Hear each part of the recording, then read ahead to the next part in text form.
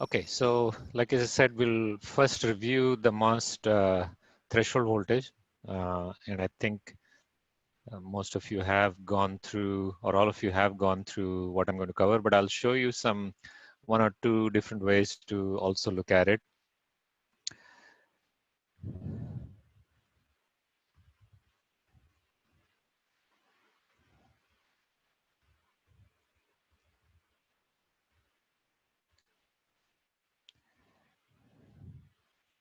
Okay, just to give you a very overview, I think by now people are getting comfortable with the MOS device. So essentially, if you remember, we're trying to create this 3-terminal device. Well, we have the bulk, which is kind of a parasitic terminal. We're trying to create this 3-terminal device where we're controlling a channel. So essentially, we're controlling the resistivity of this channel through a gate voltage, and that decides how much current is going to flow from this 2 terminals, drain and source. Okay, so before I apply, like for example, in this case, this is what's called an NMOS, and if it is designed appropriately, then if this gate to source voltage is lower, then there is no channel formed here. So all you see is basically 2 back-to-back diode connected transistors, right? So you essentially see, if I show it, so during cutoff, basically all you see is 2 back-to-back. So this is during cutoff, right? So that's all you see. So if I apply a positive voltage with respect to this, then obviously this is forward bias, but this is reverse bias.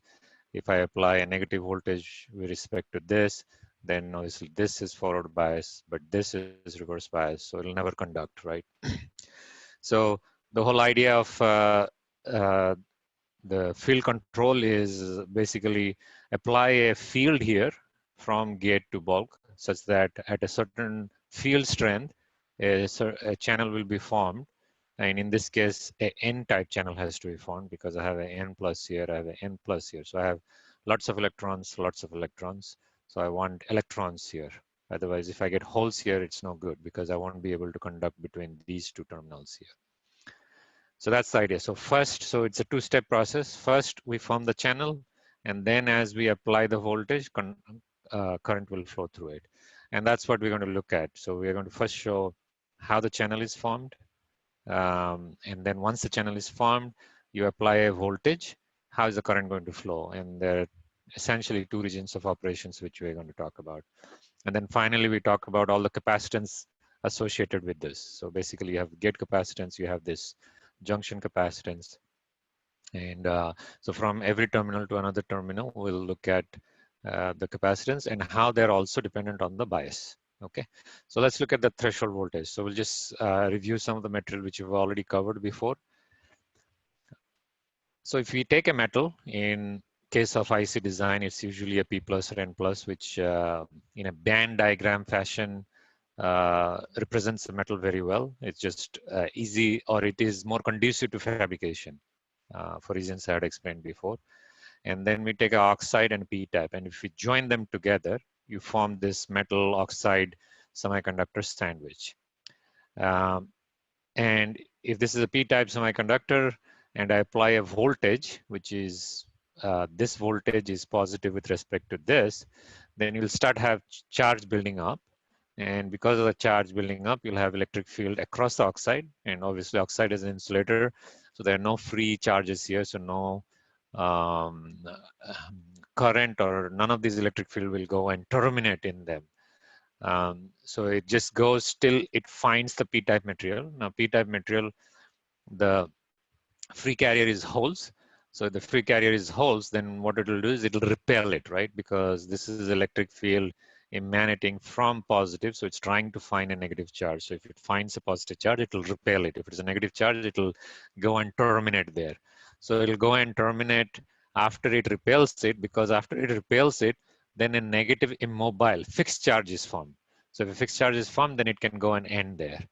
And this keeps happening. And if I show you the voltage profile and the potential, especially at this interface, because that's really what decides how or when the channel is formed here. So if I plot the voltage across this and specifically show this potential here with respect to this node here. So here I'm going to show the potential across this sandwich here. And this is the potential versus gate voltage. So as I'm increasing this gate voltage, how is this potential increasing with respect to this node? So that's this plot here. So if I apply some VG, let's say some VG1, because this is oxide, the electric field is constant. If the electric field is constant, the potential will vary linearly here, and it'll at the interface, there will be some potential, and that potential is whatever is the potential to withstand this depletion. You know, we have done PN junction, showing if there is a potential difference between the PN junction, then what kind of depletion, what is the length or the charge depletion will have. So that decides what this potential would be. And here I'm showing that, you know, you had a potential of 0, you apply VG1, and then that potential increased to some value phi S1, let's say, okay? And then you increase it a little bit more, and more charges get accumulated here, so which means more field strength. It goes and kicks off more charges, creates a larger depletion width, increases the surface potential further, you know, higher, and then I increase it even further more. And then what happens is when this potential reaches a point where the value of that voltage is 2 times the Fermi potential of this p-type material, that's when a channel will be formed here. It's a negative channel. So this is a p-type material. It'll form a channel with um, electrons, which is why it's called a channel inversion, okay? So basically you're taking a p-type material and through applied electric field, you're converting this into a n-type material. And that's your voltage control switch right there. Essentially you had a p-type material which I could not conduct it using N plus from both side of these material. Now you have applied field and converted this into a N type. And the reason it's 2,5 Fermi potential is because when I explain the band diagram, it'll be clear because you had a P type, which was a certain Fermi potential below the intrinsic Fermi potential. You want to, in order to invert this, you want to make it phi f above the Fermi potential. So if you want to do that, then the total change is going to be twice the Fermi potential. Now, it doesn't mean that it waits till Fermi potential to phi f and gets inverted. In fact, by the time you cross phi f, so let's say this line was phi f. So let me draw that. So let's say this was, let's say phi f, then this region here is what's called weak or moderate inversion. And in fact, in low power analog mode, actually all your electronic watches, even from 70s, they were working in this mode, which says there is no channel, but there is a weak inversion. That means it actually acts like a BJT. So this area is called a weak inversion. And once you cross phi f, then it's called strong inversion. Okay. So although I've been saying, just for sake of simplicity, that the channel turns on when it is phi f, it actually starts slowly inverting, slowly becoming n-type after it's phi f. It's only when it gets to phi f, it strongly gets inverted. Okay, so we showed that if this voltage, so we now want to find out what is this applied voltage. So we know now in principle what it takes to invert it. So now we're trying to calculate what that voltage is. So we applied the KVL around this loop and we said this applied voltage is the voltage across the oxide plus the Fermi potential.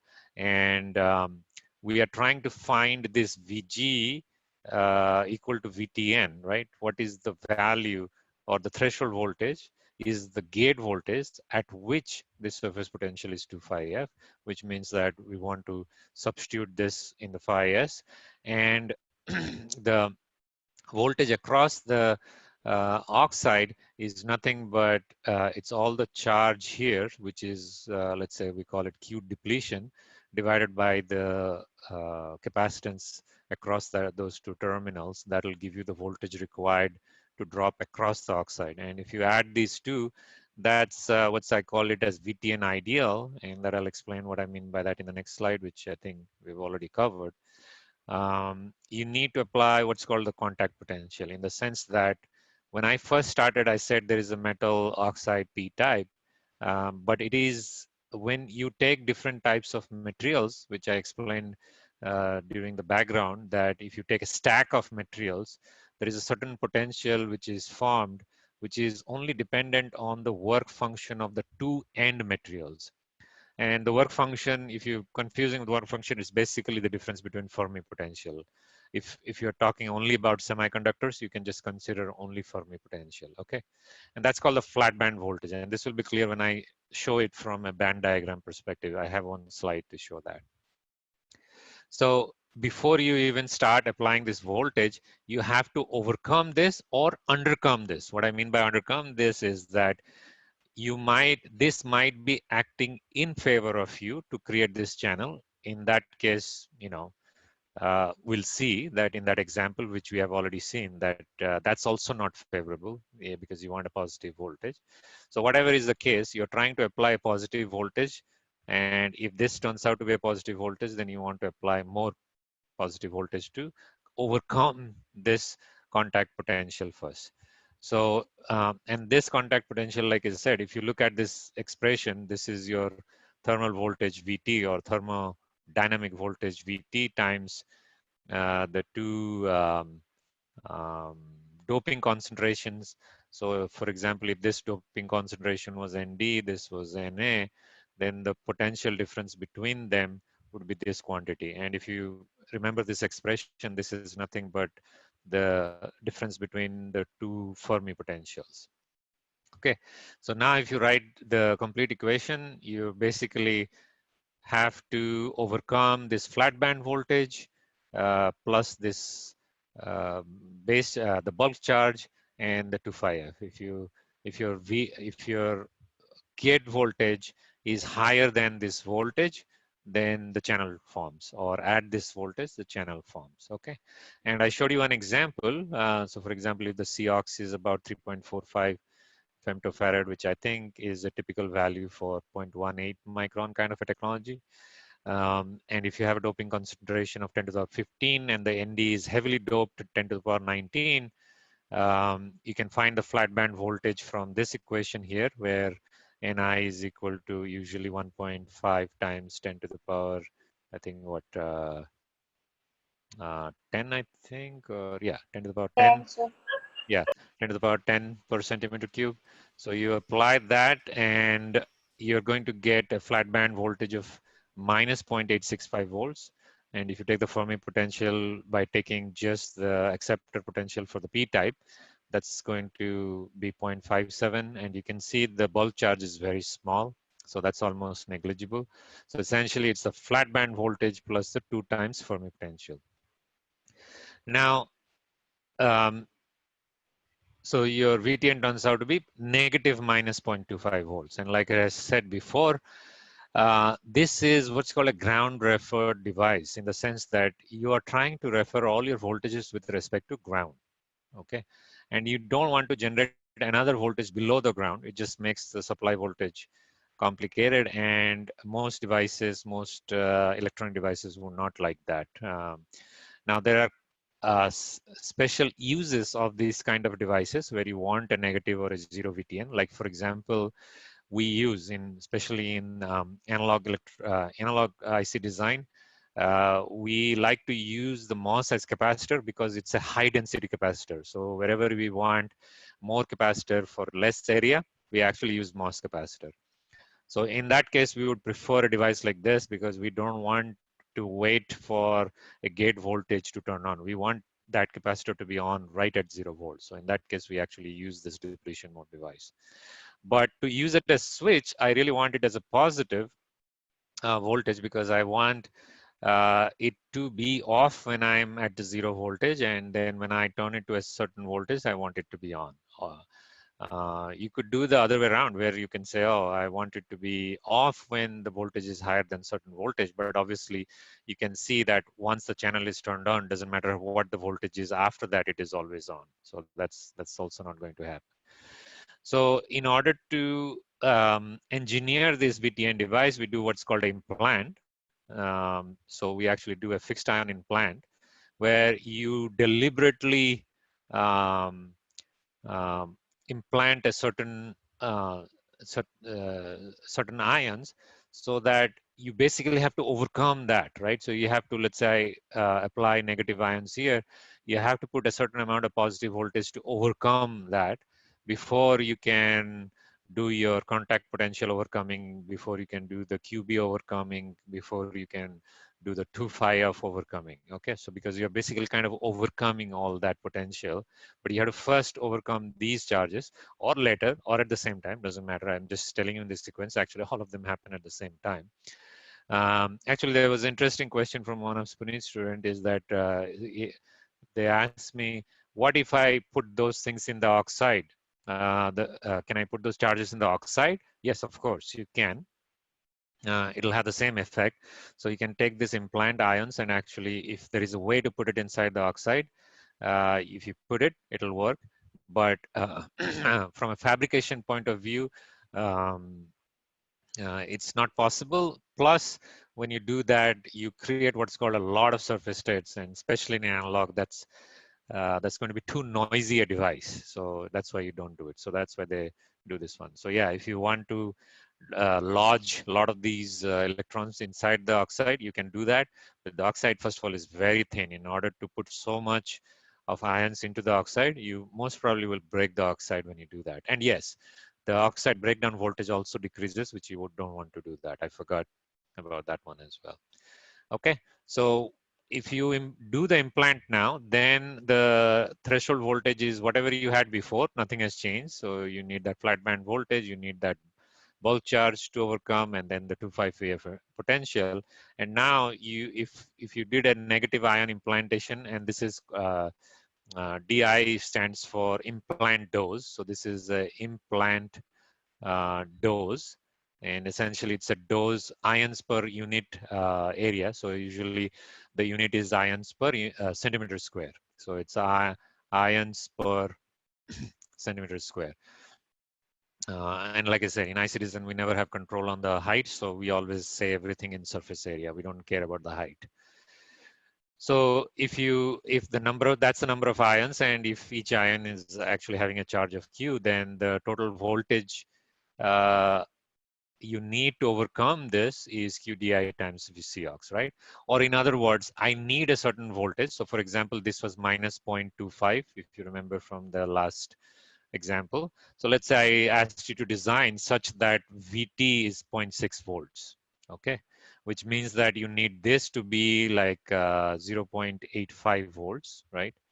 0.85 volts. So then you know Q, then you know Cox, that's 3.5 femtofarad per micrometer square.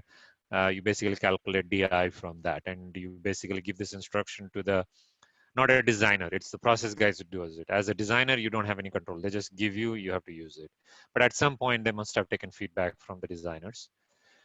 So, and they give you that doses, and they put that dose, and now you have a VT of close to 0.6. So in that previous example, if I add a dose of 2 to the power 10 to the power 12 ions, negative ions per centimeter square, then if you calculate the voltage, then that turns out to be like 0.928.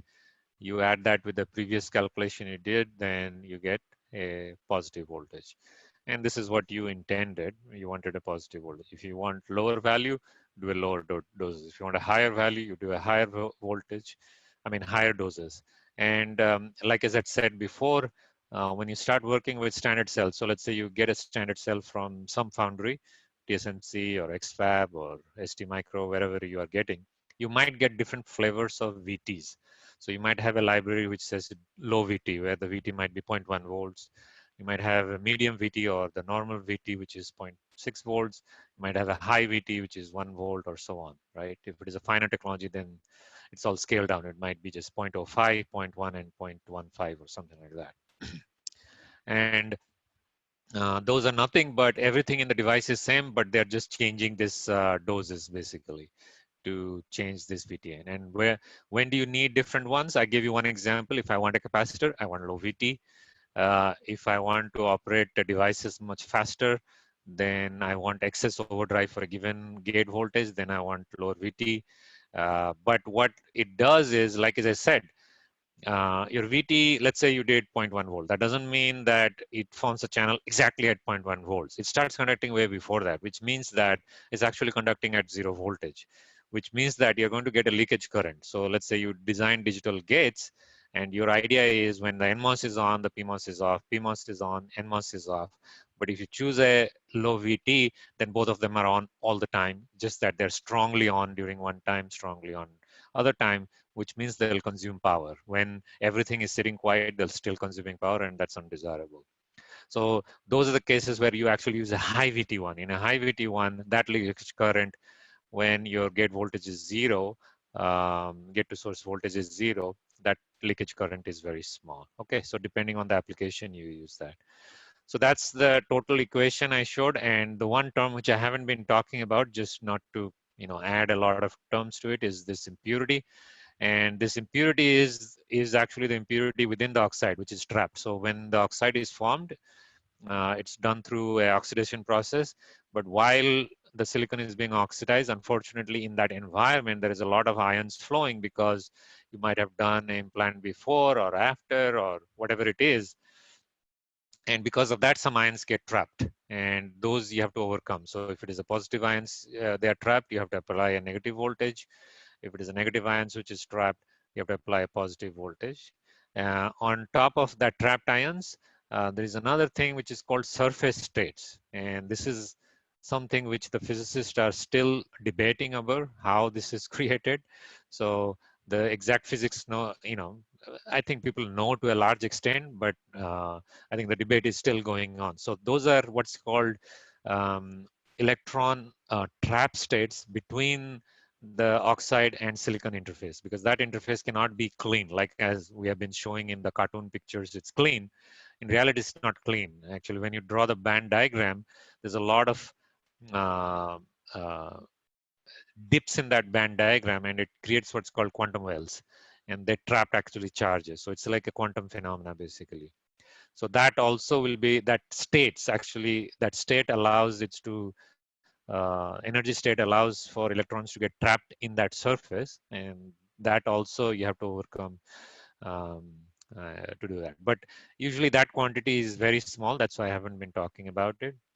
So your three major quantities are these three for long channel devices. When you get short channel devices, this also comes into picture. This also comes into picture. So that's why when I'm giving you any problems or anything, I just ask you to for 0.18 or 180 or 130 nanometer devices. That's why I say just concentrate on these three ones, just to keep it simple, basically, so that you get an idea. Okay. So this is just showing you for that MOS sandwich, because it looks like a capacitor, but it doesn't look like your normal capacitor, two-plate capacitor, because the two-plate capacitor will be accumulating charge right uh, at zero and accumulating. This starts, so if I have, for example, two plates and I have oxide in between this, then your profile is going to look like this with this slope as COX. Whereas this one turns on after a certain voltage VT, and after that it looks like a capacitor COX, okay? Or the total capacitor is COX times W times L, whatever is the area of that plate, okay? So if I look at the charge which is accumulated, then it's the capacitance, total capacitance value times the excess gate voltage. So this is usually called the excess gate voltage, or a lot of terms like VD sat, V on. Essentially, it means what is the XX voltage above the threshold voltage, because that's the only thing it responds to. Before that, it is off. Okay. Or if I look at sheet charge, because a lot of times, like I said, in IC design, we're just interested in the charge density per unit area, then it's just COX times VG minus the threshold voltage. Okay, so I'm going to, this is what I had covered before. I'm going to give you another two sort of different perspective. Hopefully, especially the contact potential. I think that's a little bit non-intuitive. So it's good to kind of see it from different ways. What does it mean? So I'll try to give you another picture of it to hopefully give you an appreciation of why we apply that uh, contact potential. So like I said, when I first take, in my previous slide, when I took the sandwich, the metal oxide sandwich, I had no charge in it. But like I said, I was lying. And in the end, I said, no, actually charges will be formed. You're going to apply this conduction. And if you remember the previous slide equation, just the phi ms itself plus phi b, the 2 phi f is minus 0.25, which means that if I just take this sandwich, so if I just take this sandwich and join them without applying any voltage and all that, actually there will be a channel formed. You'll get a depletion channel and a channel will be formed. That's because of the Fermi potential difference between this. Another way to imagine this is, you imagine, as I said, the contact potential is only dependent on this material and this material. Doesn't matter what you have in between, right? So you can imagine you take this oxide and make it thin, thin, thin, such that this almost touches it. Like you have an oxide layer which is like really, really thin. So your poly is right here, right? In that case, you'll have a potential difference just like you had in a p-n junction. And that's exactly what it is. So, so you're basically taking it all the way, but not touching it. So instead of the electrons actually flowing over, you create a field right at the oxide. So if the potential difference is in the is negative, then what will happen is in this kind of sandwich where you have a P substrate and you have a heavily doped N plus silicon, from our previous calculation, we showed that this will actually form a channel.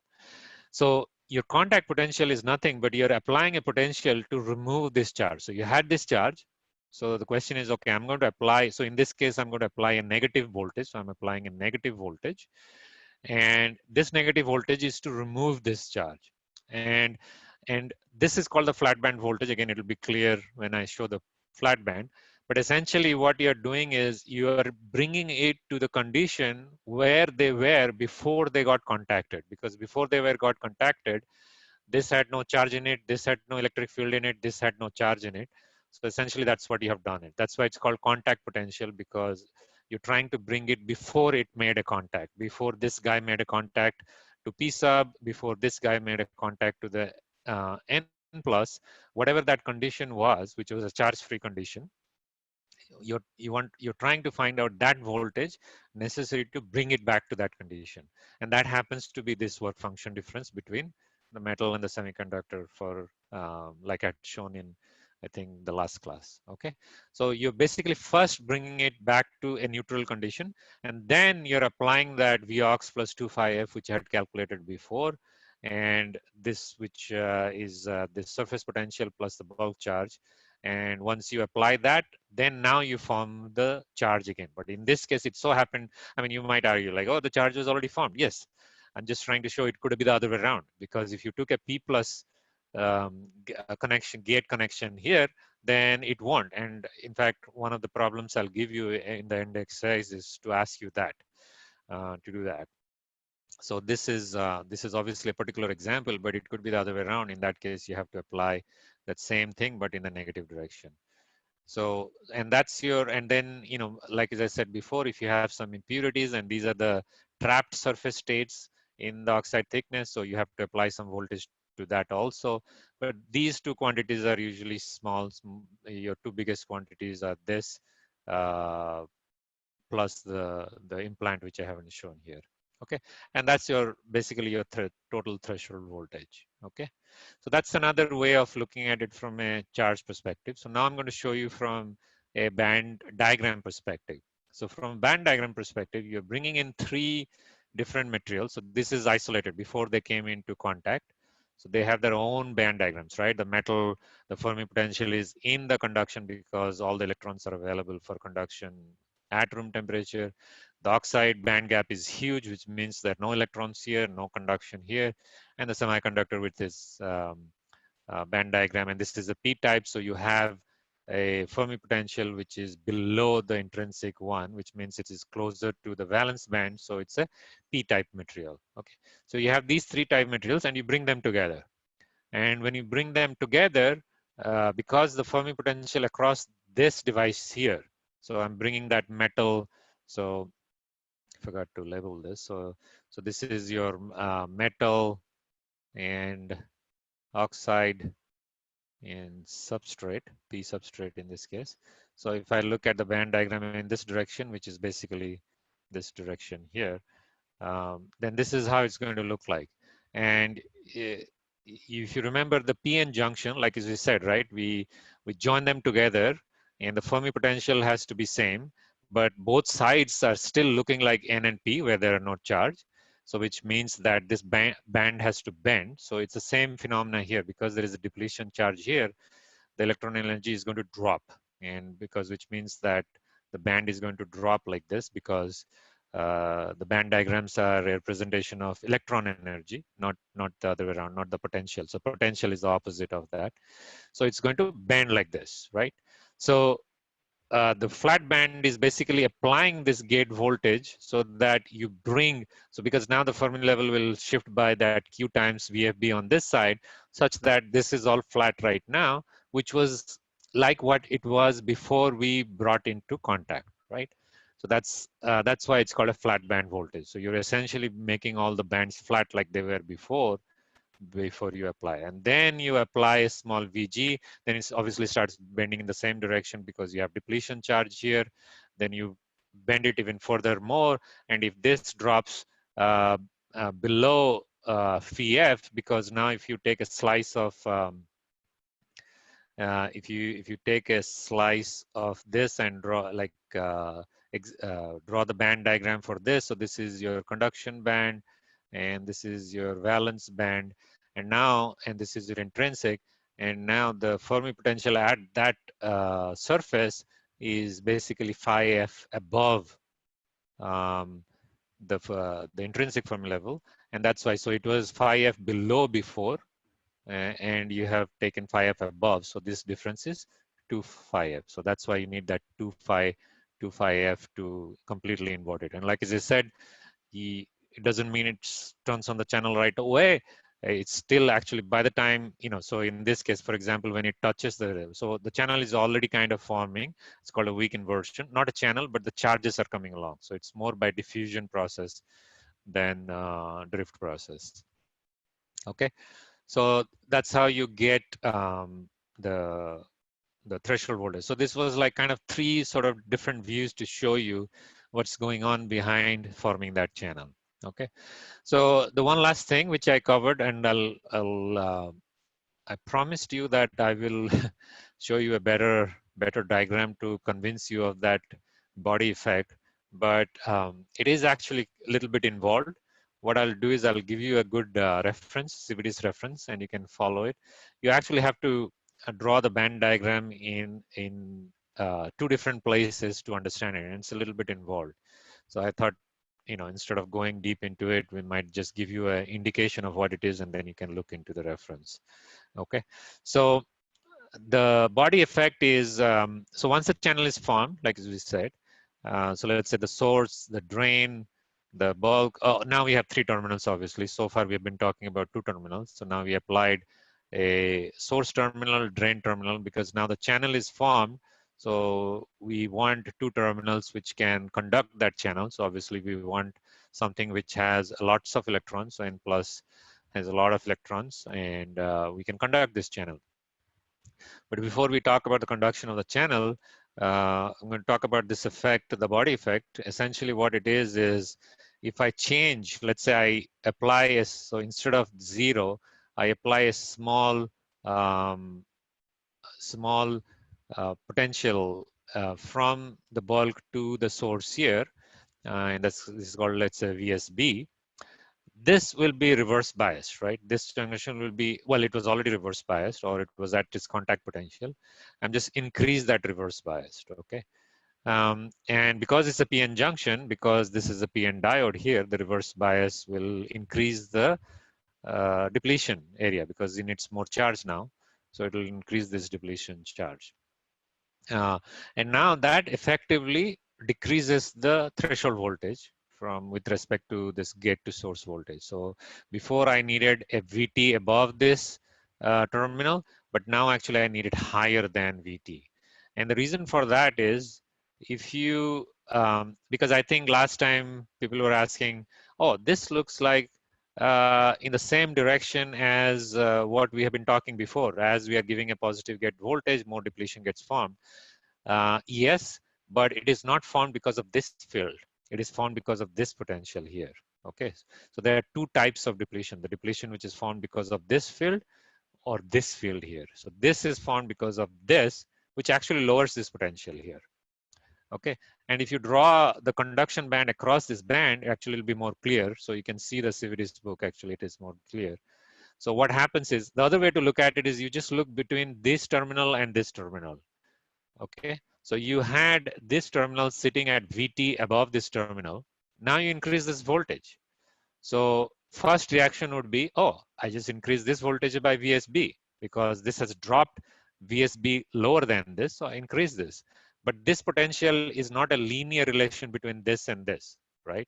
It has that square root 2 times epsilon NA to phi F and that term. So you have to find that relation. And the way to find that relation is basically what you say is, okay, what I know that this depletion charge somehow reduce the potential at this channel. So what I'm going to do is I'm going to uh, neutralize this charge through this gate voltage, and that should bring this charge up. And I'm saying it, it's not obvious, but you have to follow the semiconductor physics to know that, but just take my word for granted for now. So essentially what you're saying is whatever excess charge was formed here, I'm going to apply a gate voltage to negate this, and that should get me back to where I was. So if I apply this extra charge here, what is that voltage required? Well, that extra charge divided by COX. And if I add to my previous VT, VT 0, then that's what will be my excess bias right now. Yes, Puneet, go ahead. Sir. Yeah. So just one thing. This VDS equals to 0. This is VDB equals to 0. Oh, sorry. Good point. So when I change this, let me change that. So VDS is equal to VSB here. It's not 0. My drain to source. So Because if it is like VDS equals to VSB, then this minus VSB. Yeah. So this one will also increase like this.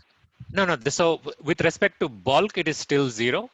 With respect to source, it is minus VSB. But with respect to bulk, it is still 0. So this end of the depletion still remains the same. Okay, got it. I mean, there'll be a light base because it's not gradual like I'm showing, but this should pretty much remain the same because I haven't changed the potential between this diode. So this is still sitting at ground, and this is also sitting at ground. So they will remain as it was before. Yeah. So that's okay. Okay, thanks.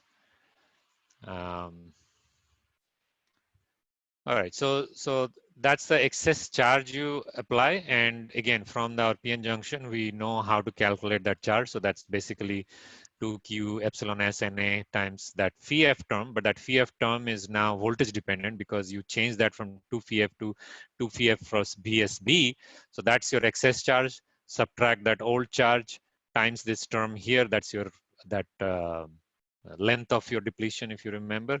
And that will give you the entire charge, and divided by the COX is that voltage. Okay. So essentially just remember that in an NMOS, so if you have NMOS like this, and if this voltage is, so let's say the substrate is typically always grounded. So if this voltage is increasing, the source voltage is higher than this thing, then the VT will increase. So VT 1, let's say, is greater than VT 0. So the VT gets higher. Okay. And in fact, in analog electronics, people use this terminal to actually as an input because it allows you to operate things at a much lower voltage. So for example, yeah.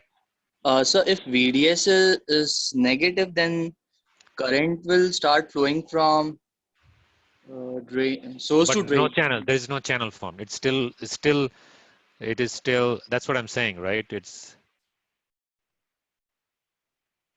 still this, right? Oh, sorry, the other way around.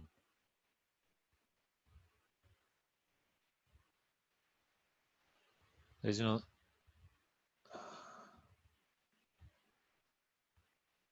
There's that, right? So this is because you increase the VSB. There is no channel formed. So if there was channel formed, yes, it'll flow from this direction to this direction. Then this will become drain. That will become source. But what I'm saying is that I formed the channel, but I increase the source. That now the channel is off. Okay. Yes, sir. Yeah, but if the channel is formed, yes, it'll flow from this direction to this direction, but then the drain and you remember, right? The source and drain are only dependent on the potential. This is a symmetric device. This is not a BJT. A BJT, you cannot swap the emitter and the collector, but here it is all dependent on which side is your potential higher. In NMOS, whichever side is higher, that's your drain. In PMOS, whichever side is higher, that's your source, because one is a source of electron, other is a source of holes, basically. You got it, right? Yes. Yeah, so remember that when your source voltage goes higher than your bulk voltage, your VT basically increases. Similarly, in a PMOS, so PMOS, typically this is always VDD. I mean, the bulk is always VDD. So bulk will be always VDD. But if this voltage is lower than your source voltage, then magnitude of VTP will be increasing. Okay, so it's the same thing as PMOS. So if your source to bulk voltage is increasing, that will increase your VT. So for example, in a NAND gate, on the lower side, you have these two devices, right? So typically both the bulbs will be connected to ground. And let's say this is terminal A, this is V. So let's say this was VT1, and let's say this is VT0. This will be higher than VT0. But for simplicity's sake, we always take it as same. But if you want to be accurate, or if you're working at really, really low voltages, then you have to take that into account, because this source voltage is not ground anymore. It's a higher voltage. Okay. Everyone clear about this? Okay, sorry.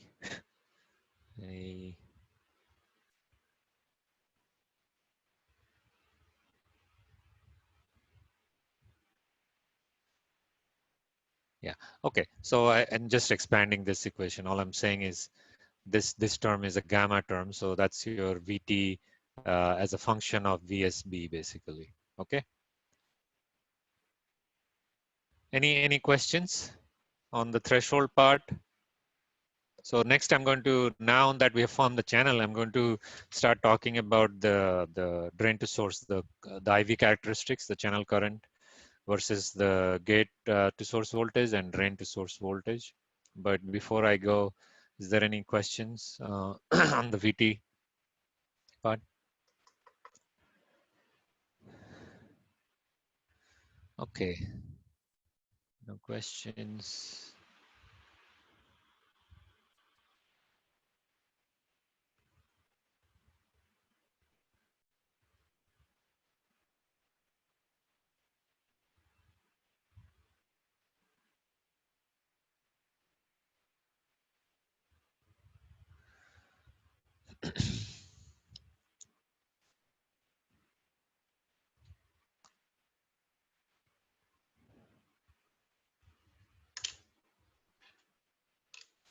Second here.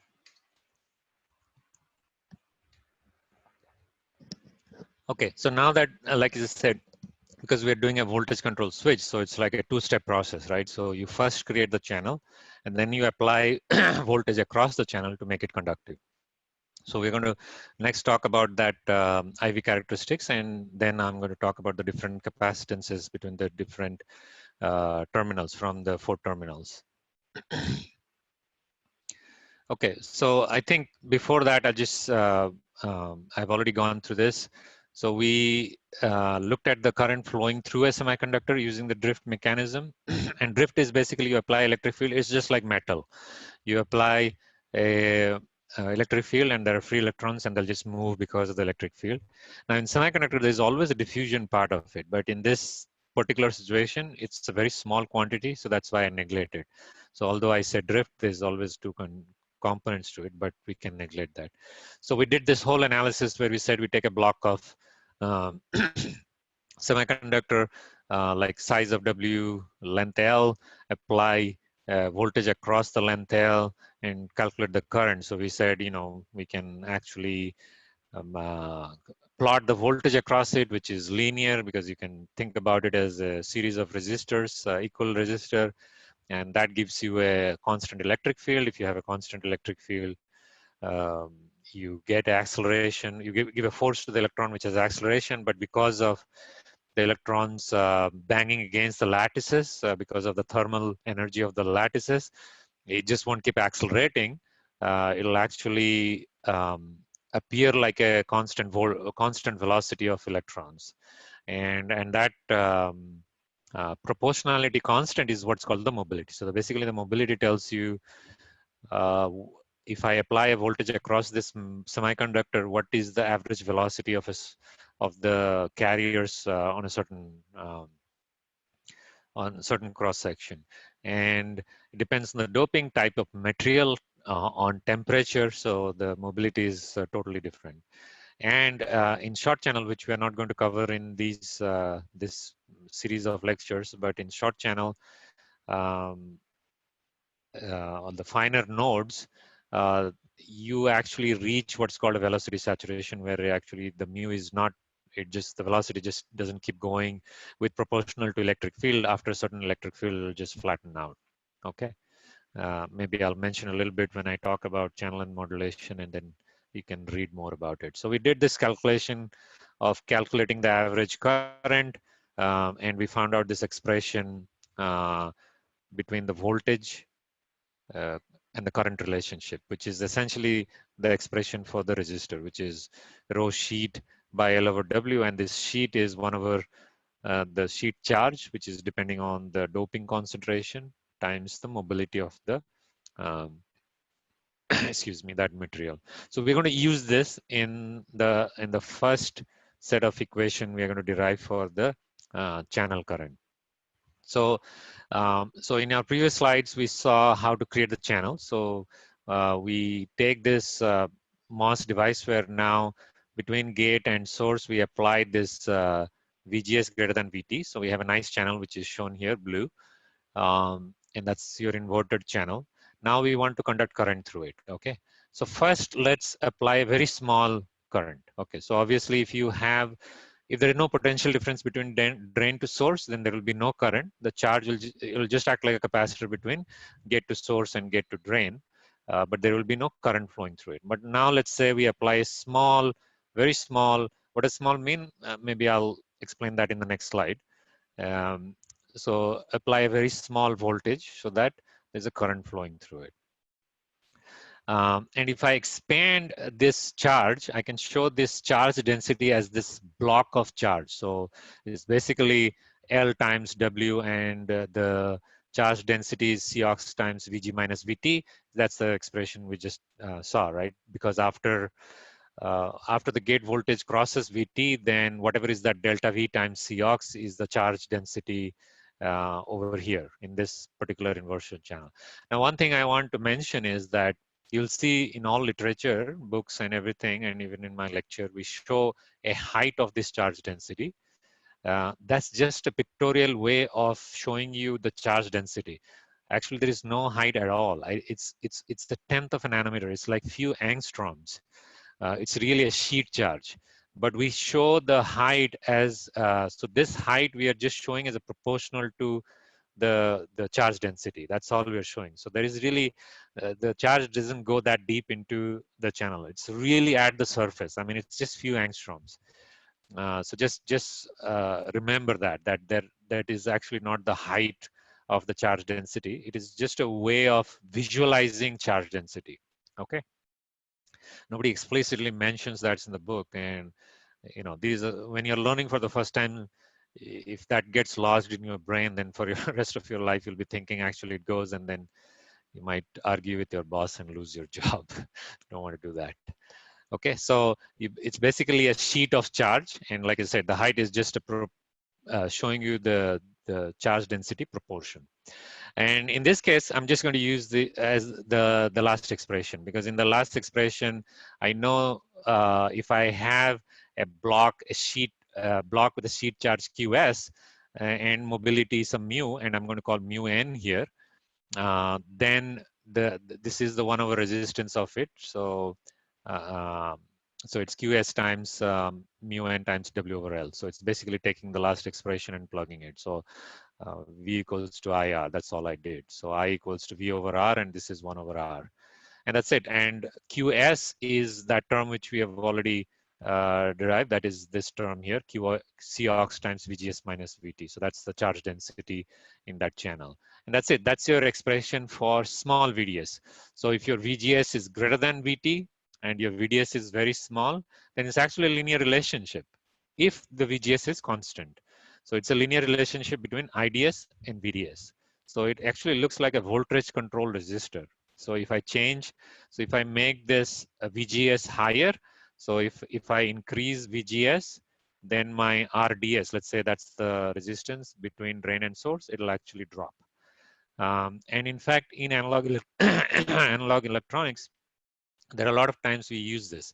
So if we need a voltage control resistor, like for example, in a tunable filter or something like that, we actually use this, but the only thing we have to be careful is make sure that this VDS is not large enough that this condition doesn't hold anymore.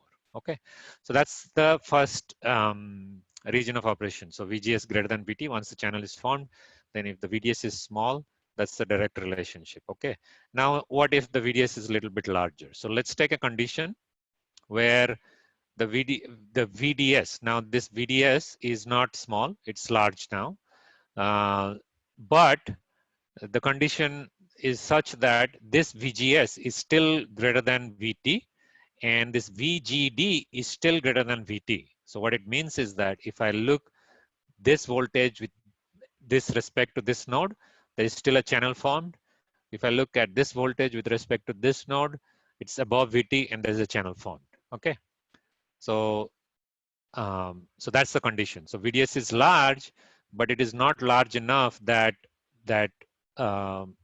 this voltage is less than VT. This voltage difference is less than VT anywhere, and we'll come to that condition in the next set of analysis of saturation condition. So if that's the condition, we can assume that this channel forms very gradually, because like I said, so if I take like a slice of this over here, this is actually a MOS structure. So like before, this is a metal, this is an oxide, this is a semiconductor.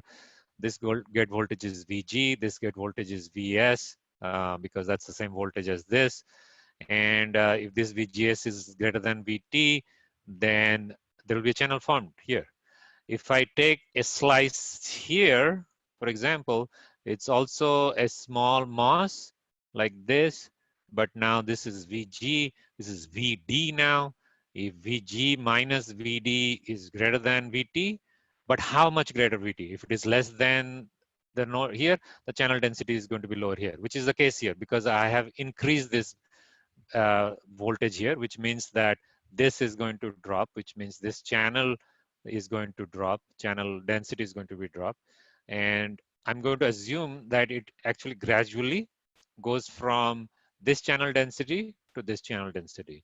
Now that's called a gradual channel approximation. In reality, that's not true, but just to get your first order equations, level 1 equations, that's so the real definition of gradual channel approximation is that if you look at this structure here, there are actually two sets of electric fields. So if let's say I show it in blue here, there are two sets of electric field. So there's one vertical field here, which we have been talking so far, right? This is, let's call it E vertical, okay? And then there is another field because there is a potential difference between drain and source. So you actually have field lines here as well, okay? So let's call this EH. It's called the EH horizontal field.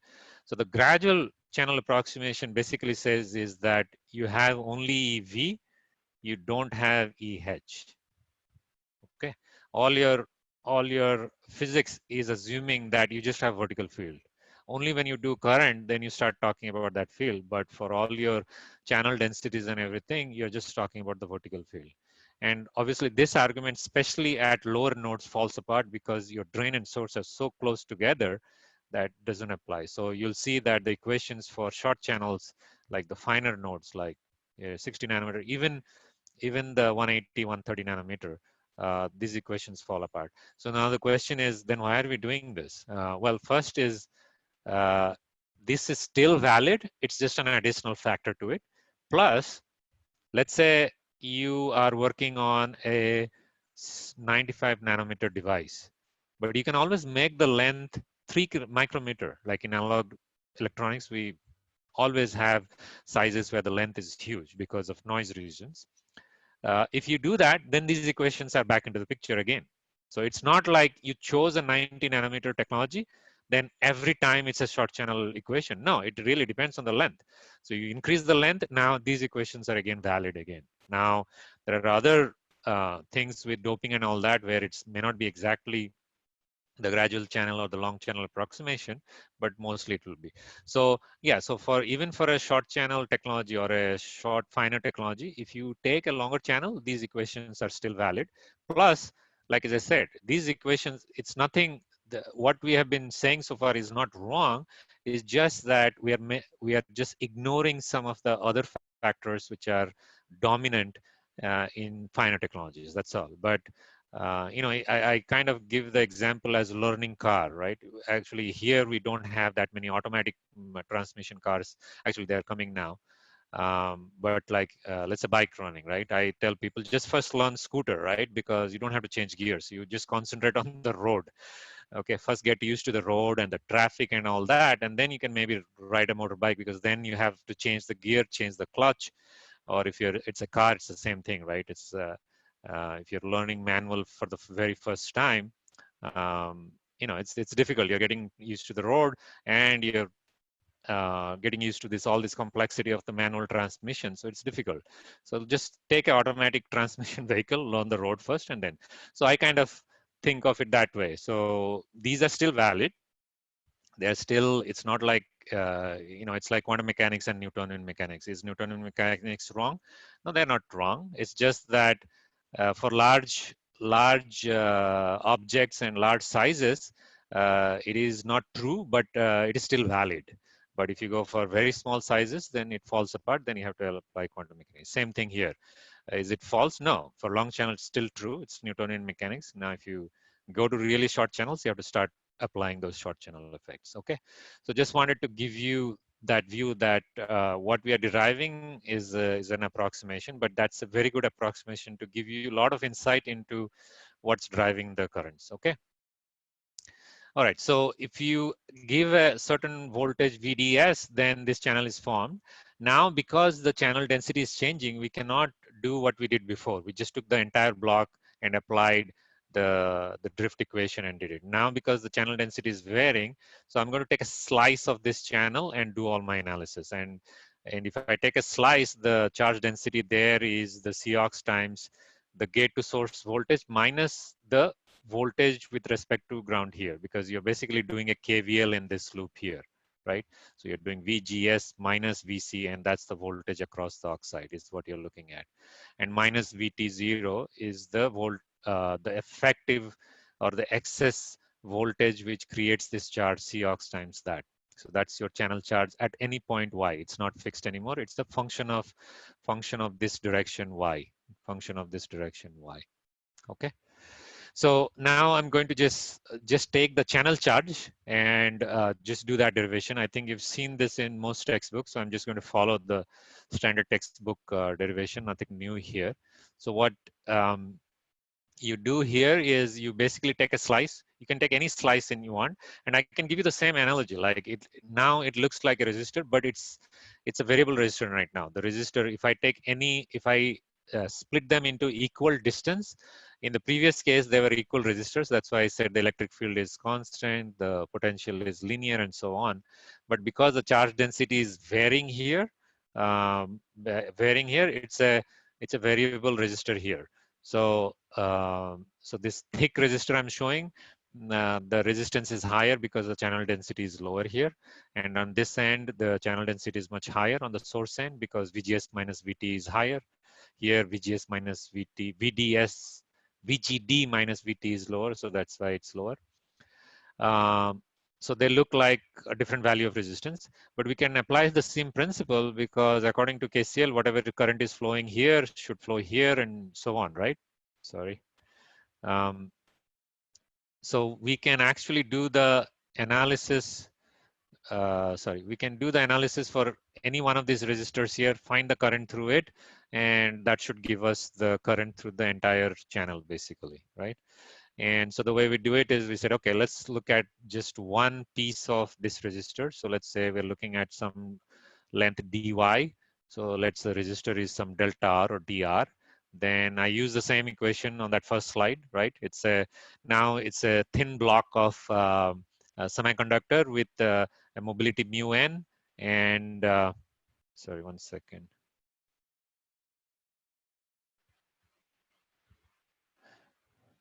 Mobility mu n and the charge density qi times qi, which is given by the expression in that previous slide, times w, and the length is dy. So this is small length we are taking, right? So that's your dr. So obviously the and this charge is that expression I showed before. It's the excess voltage between the gate and the channel here. Okay. So the voltage across that resistance is obviously the current we are trying to calculate times this resistance here, the incremental resistance here. And essentially what I do is I expand this equation by substituting dr into this. That's what this quantity is.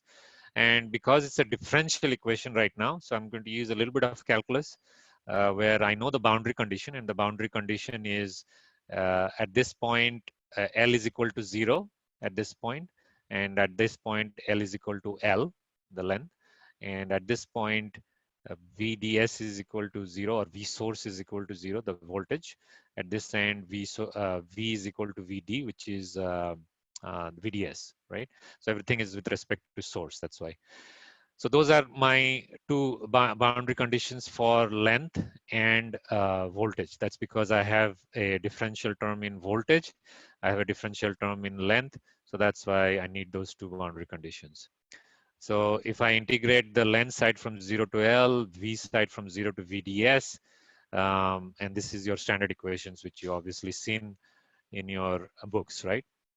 So, and if you look at this equation now, you'll see that if I make this VDS really small, because this is a, what do you call it, a square term. So for example, if I make it 100 millivolts, for example, so 0.1 volt square is 0.01, becomes 10 millivolt. If this is 100 millivolts, this is 10 millivolt, I can neglect this. If I neglect this, you can see that this equation is like what we derived before. It's mu1 Cox W over L VGS minus VT VDS, okay? So this is another way of getting that previous equation. So you could have just derived this and got that equation, but I thought doing that using a simple, resistive equation gives you a little bit more insight into just the current flow. So you know that it actually looks like a resistor, right? So essentially the other way to put it is it's that equation we derived before and we added the square term. So it's a nonlinear equation right now. It says linear mode, but it's a nonlinear equation. Okay. Now, if I take this equation, okay, and I plot it for a given VGS, so let's say given VGS1, VGS2. So VGS is fixed. So let's say I fix it at VGS1, or I fix it VGS2, VGS3, and I vary VDS, so the drain to source voltage. And if I plot IDS or I calculate IDS, you'll see that the equation kind of follows this nonlinear. It's very linear when VDS is very small around this area. It follows this, and at this point where VDS is equal to VGS minus VT, it actually starts rolling off. If you just follow this equation, you'll see that, okay, because of the square term being negative. So once this square term becomes higher than this, it starts actually subtracting. This term starts subtracting from here. When VDS is small, like as I said, this is big, this is small, it is positive. Once you get to this quantity here, then this becomes big, this becomes small, because now this is increasing square, this is still linear, so your negative term starts increasing. So that's why you see. So it's a parabola basically, right? You know the parabola. It's a parabola. But that's not physically true. So you might ask, what do you mean by physically true? You derived that equation. Why are you saying it's physically not true? Well, I derived that equation, but it was an approximation, and the conditions it was derived on starts to fall apart here. Okay, what it means by that is, it's basically telling me that once I reach there, there'll be more positive charge which will formed here, and that's going to cancel the negative charge. And I know that's not true because my potential here, the phi s potential, doesn't allow me to do that. So physically, I know that's not possible. So that's why I'm saying this region, forget it. So, but what is from physics? What can I from the physical picture? What can I say? Well, what I can say is that okay, the reason this thing become zero, or the channel density started becoming non-negative, but it cannot become positive. At the time it almost becomes zero, there is just no density after that. Okay, and the reason for that is I increase this VDS to a certain point. So if I show this, so let's say VGS is, so if I do this, so I apply a voltage here. So forget this ground, apply a voltage. So let's say I apply this VDS, which is equal to VGS, right? And let's say VGS was just VT. VGS was just VT, which means that this voltage here is VT above this node. So obviously there will be a channel formed. But this node here is VGS minus VT, which is VDS minus VGD minus VT. So it's VGD. So this voltage here is exactly zero, minus VT, which means the channel will just pinch off. Okay, so that's called the pinch off. So the channel doesn't exactly go to zero. There is a small amount of charge, but you can, for our first order equation, we can assume it is zero. So a lot of times I get the question that if it goes to zero, why doesn't the current stop flowing? Well, first of all, the current doesn't go to zero exactly. It just reduces to very close to zero, that you can assume it to be zero for all your analysis. Second thing is, it's still a very narrow distance. So if I just explode this area, this corner, so you have thin oxide, you have the gate here, and you have this N plus area, right? And your channel is just tapered off right now, right? So this area, the channel is become almost zero, but there's still a big electric field across it. And there is electrons which have a velocity. So that's enough for them to flow just constantly. You know, like the waterfall example I was giving. I don't know if I gave you this, guys, but one of the analogies people use for the saturation, maybe I'll give that later, is that if you're taking a bottle of water, the water, and rising it above a barrier, after a certain time, the water just falls off the thing like a waterfall, and then it just falling off because of the potential difference. So in other words, all your current is decided by this charge density here, and it just maintains that. Okay, so which means that it'll just remain almost constant. It'll not increase because your channel density is not changing much here. Again, that comes from the physics of it. And you, as you're allowing voltage, you primarily decided by the current here, which is the density is not changing much. So you're almost constant here. Okay, so the physical view tells us that it's actually not going to fall off. It's actually going to just remain very constant. Okay, so these values will just remain constant. It's not going to fall off. Okay, so then the question is, how do I find, what is the equation I find? Well, I know this equation, and I know this value, and this value is equal to VDS is equal to VGS minus VT.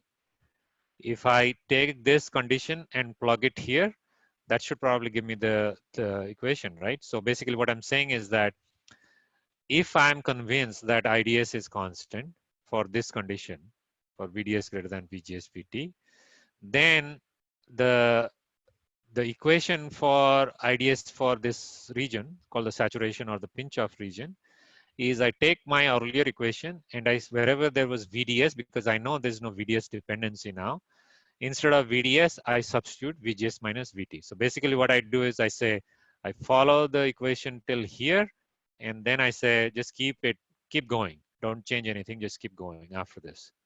Okay. So basically I have to use two different sets of equations for different regions. Okay. And if you do that, you basically substitute wherever the VDS was there, you substitute VGS minus VT, where I've shown this in red. Then that is going to result in your saturation current equation, which is like a constant current, right? This is a constant current for given VGS, given VGS, for given VGS. Not all VGS, but one VGS. Okay, so if I keep the VGS constant, after the condition VDS is equal to VGS minus VT, the current remains constant. Okay, so that's a square law now. Like for example, in BJT, VB to ID, IC relation is exponential. In this case, it's a square. Yes, Subham, what's the question? Sir, if we go on increasing VDS, then what will happen? If you keep on increasing, VDS. we are increasing VGS. VDS. VDS, right? Yes, sir. That is what we are doing. We are increasing VDS. This is increasing VDS. Sir, but after some time there will be no channel. No. Yeah, good question. So what Shubham is saying is that if you keep increasing this, then this channel is just receding and it'll just become zero all the way down here. Well, that's the whole gradual channel The approximation electric is. So, field will help the electrons to flow to drain. no, not for that long, but the thing is that it actually doesn't. First of all, the relation is a square root of VDS. Okay, so as you're increasing VDS, this length increase is happening in a square root fashion. So it doesn't increase like linearly. And second thing is that pinch off region is small. And yes, after some time, what happens is before even you reach that condition, uh, although I show flat, it starts to break down, and then the current will start increasing. But this is when the device just breaks down. It's not working like a MOS device anymore.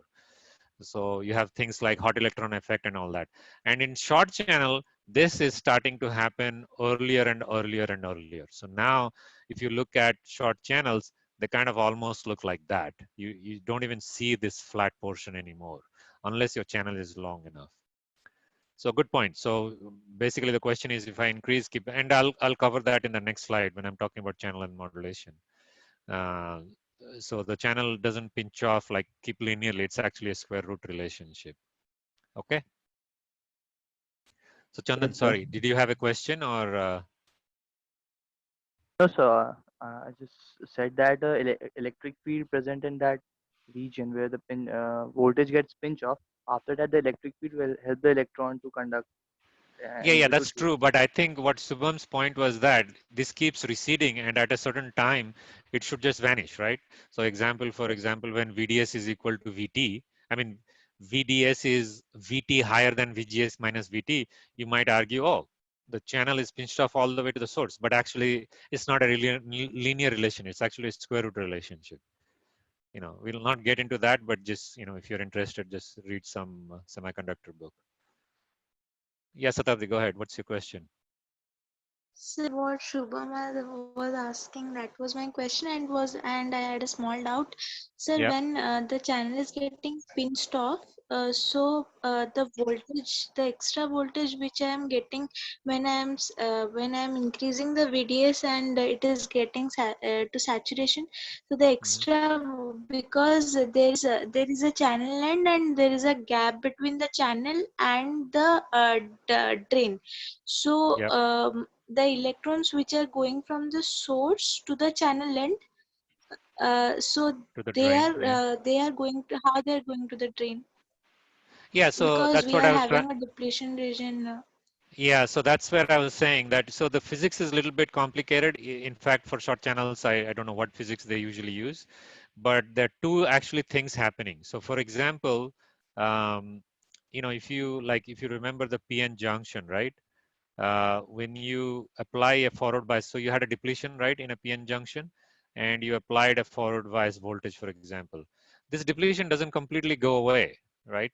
It reduces, but it's just still there all the time. What happens is when you apply this voltage and you look at this charge at this interface between the depletion, it just shoots up, and then it diffuses. Some of it diffuses, some of it gets swept by the electric field. So although I said it just goes by the electric field, it's a combination of both. Okay, so at this end you still have a ton of charge coming from here, right?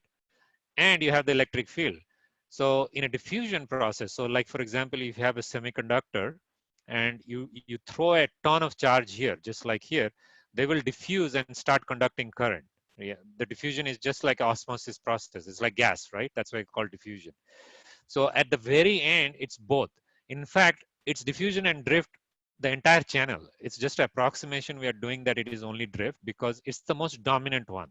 But at the very end, it's actually a lot of it is diffusion also. So you have a lot of charge coming in, and you have enough voltage, and because of diffusion, it just diffuses in. And because the length is so small, your current doesn't fall off. Your current is almost looking the same basically.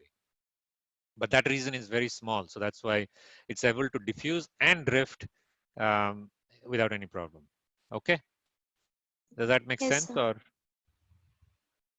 yeah, because you assume that this channel is like going all the way. I mean, this part, the pinch off part, I have to admit that it's not very, once you start asking all these questions, you have to really go deep into the device physics, which honestly speaking, I'm probably not the right guy for it anyways. But because you do the gradual channel approximation, the vertical electric field and all that simplification, you lose all that. And then when you ask all these questions, then you have to come back and, attach that. So you have to put the diffusion back into picture, the vertical field, the horizontal field, everything into picture. Okay. Yes, sir. Any other question on this slide, or you guys are good? Sir, uh, sir, Yeah, go ahead, sir, Smritika. if we increase VDS value, then our pinch off value shift to right side and our equivalent length will decrease. Um, Mhm. After that, ID value will increase if, Yeah, I'll cover that. I'll cover that in the next slide. What else is your question? yes, sir. Okay. So yeah, I'm just going to cover that. So although I said it is constant, in reality, it will not. So I'll cover that. But so I'll just kind of, did you have any other questions, Mitrika, or regarding that? That I'll cover so in the next No, slide. sir, only that Okay. much. All right. So, so just to show you the three regions of operation, just to kind of summarize what we did. So basically, if we take different values of VGSs, so these are VGS1, and obviously VGS1 greater than VGS2 greater than VGS, well, I've written that already here. So yeah, so you're basically VGS3 is greater than VGS2 greater than VGS1, and all of them obviously greater than VT, so that a channel is formed. Once the channel is formed, you're trying to measure the drain to source current as the VDS is varying, right? And we saw that this region of operation, now in most books, obviously you see it's just two regions, right? Linear and saturation. But I like to also make the point that if you take this linear region equation and make VDS very small, you can actually linearize it, just so that you know. So the linear equation is actually valid for the entire region, okay? But if you want to approximate in this area, you can approximate to a linear equation. So it doesn't mean that this equation, the linear equation, this one here in this area, where VDS is less than VGS minus VT. So this equation is still valid here. That's why, it says approximately. But if you want to approximate, like you're going to say, oh, my VDS is only 10 millivolts, I want to find the current, you can actually just use this equation, not worry about this square term. Okay. And then we saw that once the VDS goes higher than VGS minus VT, that's excess voltage, it becomes a constant current source as a function of VGS, but constant current source for a given VGS. Okay, so the last thing we have to add is what the question Smritika asked is basically what she's saying is that, oh, this is not constant because that channel length I showed, that effective channel length is actually decreasing, right? So, and that's what I'm going to show. So that's called the channel length modulation. So in this pinch off, the last slide I said, oh, it just pinches off right here and the current is constant, right? Uh, but in reality, as you're increasing this, this area of no charge or very little charge is kind of increasing, and this is shortening, right? Now, if you remember, when we just few slides ago, when we did that gradual channel approximation and derived the did that little calculus, so we took this charge, right? Charge like that 3D looking charge model, and we did this integration, and we had two boundary conditions, right? We had a boundary condition for length, which was starting from 0 till L, that is this length here, and the other condition was from there to here, what is the voltage here? So Vs was 0 here, and V was VDS here, so we went from 0 to VDS, right? Those two boundary conditions. But now that boundary condition is going to slightly change, because this L dash, because the charge stops here, when I do the integration, I should stop the integration here as well, right? So I want to change this L to L dash and this VDS to VD sat, because I know that it just remains VD sat because that's where it's pinching off. Okay, so if I apply those two boundary conditions, then I'll get that um, uh, my equation which I had before, Vgs minus Vt squared, but this length is not going to be L anymore. It's going to be L dash now. Okay, it is this apparent length. So and just be careful. Like I've had people ask me this question where they say, oh, you know, this length is decreasing. Then what happens when I turn the channel off? Does it grow back again? So it's not the physical poly is still this. The physical distance between source and drain is still L. It's just the charge is still here. So for my current equation, the equivalent length is this, right? Which is the length I had drawn. This L is the one I had drawn my layout, which is physically fabricated. So that's the physical, minus that delta L, which is reduced because of this higher voltage, right? So that's my effective L. Now, because my L is reduced, so this equation should have a higher current than my last equation, right? So, and like as I said, this delta L is actually proportional to VDS minus VD sat. So, I mean, proportional to square root of VD sat. So like what Subham was asking, like, as I'm increasing, this is linearly just going away. No, it's not linearly going away. It's going square root. So as I'm increasing linearly, this is like slowly decreasing. It's not increasing linearly here, right? So it's a square root dependence. And that just comes from the physics, the physics of it. So if I write my saturation equation right now, I'm going to take this L dash and write it as L minus delta L. But instead of L minus delta L, I'm going to write it as L times this 1 minus delta L over L, which is basically nothing but the same quantity as this here. If I write it in this fashion, because I know delta over L is a small quantity, this quantity here, this is empirically adjusted. So what I mean by empirically is that it's hard for device modelers to actually, just like for example mu n, Cox, these are actually gotten from physics, right? The VT term, like where we find the Fermi potential and all that. This channel length modulation is a little bit more complex. So what the process guys do, they actually take this and do a curve fitting with this term here. So they say, oh yeah, I know this is dependent on VDS, but I know for very small value of delta L, it's almost directly proportional to VDS. So I'm going to give you this constant. You just plug this here and you will get that equation which is dependent on VDS now. Okay. Or in other words, if I assume that lambda by VDS is a small quantity, then if I do a binomial expansion of this, then this becomes 1 over 1 minus lambda VDS becomes 1 plus lambda over VDS. And then the whole equation now is that my last equation, like what I had for saturation, but now I add this term 1 plus lambda VDS. Okay. And like I always say, you should always do a sanity check. You saw that as I'm increasing VDS, this effective length is decreasing. If this effective length is decreasing, then this IDS should increase, right? Because the denominator is increasing. And that's what is happening, because lambda is a constant. As I'm increasing VDS, this current is increasing. Okay. Any questions on this? Does this make sense? Smritika, did this answer your question, or you had another question on top of this? No, sir. No. Okay. All right. So that's what's called the channel length modulation. So you have a slight length. Well, I shouldn't say slight. Depends on the device and device length. If you have a really small channel length device, this lambda is very big. So you actually have a big slope. If it is a long channel length, then this lambda is very small. So the lambda itself is actually a function of the length, actually. So yeah, I forgot to mention that. So you should. So this lambda is actually given as a function of length. So this lambda is actually a function of the length of the device. That's how the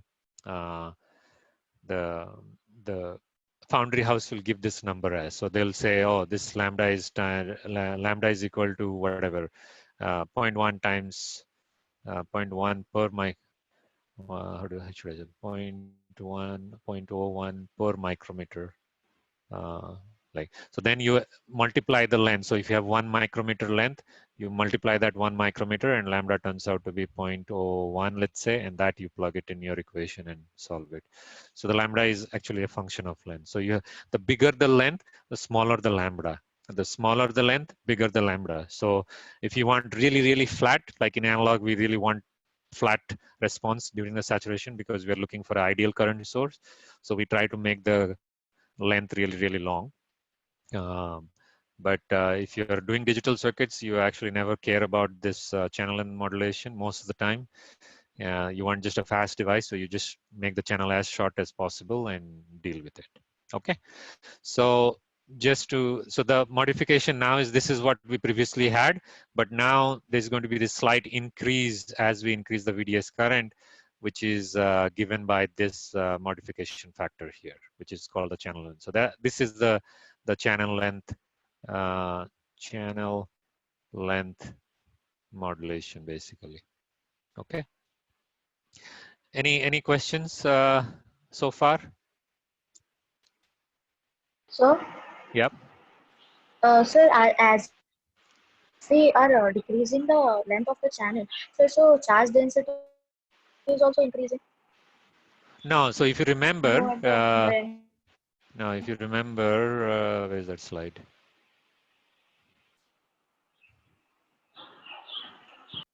Okay, let me show it right here itself. Okay, so if you remember, this contains the charge density. This boundary condition is containing the charge density. So your charge here hasn't changed. Your charge here hasn't changed, which is 0. It's just the length is changing.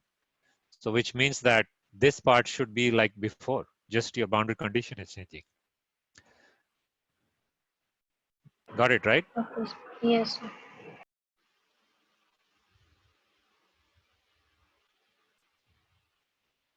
Okay, so this I just wanted to show you. So we have been talking about the equation of IDS versus VDS for a given VGS, but you should also know how IDS is varying with respect to VGS. But the question then you'll ask is, oh, but then which condition is it in? Is it in linear or saturation? So that's a good question. So I'm just showing you here in a saturation. So if you have, for example, a NMOS configured this way, in fact, one of the exercises I'm going to give you, SPICE exercises, is this to plot it. And if you do it this way, so this is like in BJT world, this is basically nothing like if you took NPN, you would be connecting it like this, basically, right? In fact, that's why this is called a diode connected transistor, because if you look at this one, this is nothing but a diode. Okay, so if you see a lot of times, or diode connected transistor, that's what it means. So in BJT, if you did this, you got an exponential curve, right? You got an exponential curve. In MOS, it's a square law. That's why BJTs are still preferred for really high-speed devices, high current devices, because they still give you a lot more current gain than MOS devices does. Okay, so if you configure it in this this configuration where the gate and drain are shorted together, and you vary the voltage and you measure the current, you basically get the square law device current, which is the saturation mode. Now, everyone knows why this is always in saturation mode, right? Or do I have to tell it? Or who can say why is it always in saturation? If you configure this way, it will always remain in saturation. Why? Anyone quickly?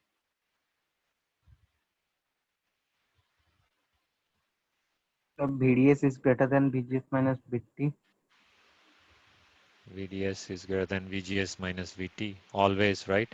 Because VDS is equal to, VGS. VGS. which means that this condition is always valid. So that's why it's always in saturation.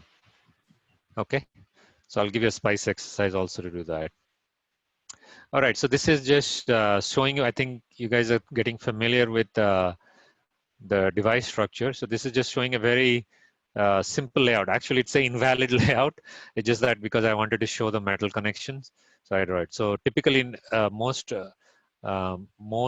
technologies will not allow you to do a gate connection above this, because it just puts a lots of stress on this oxide and it will puncture it through.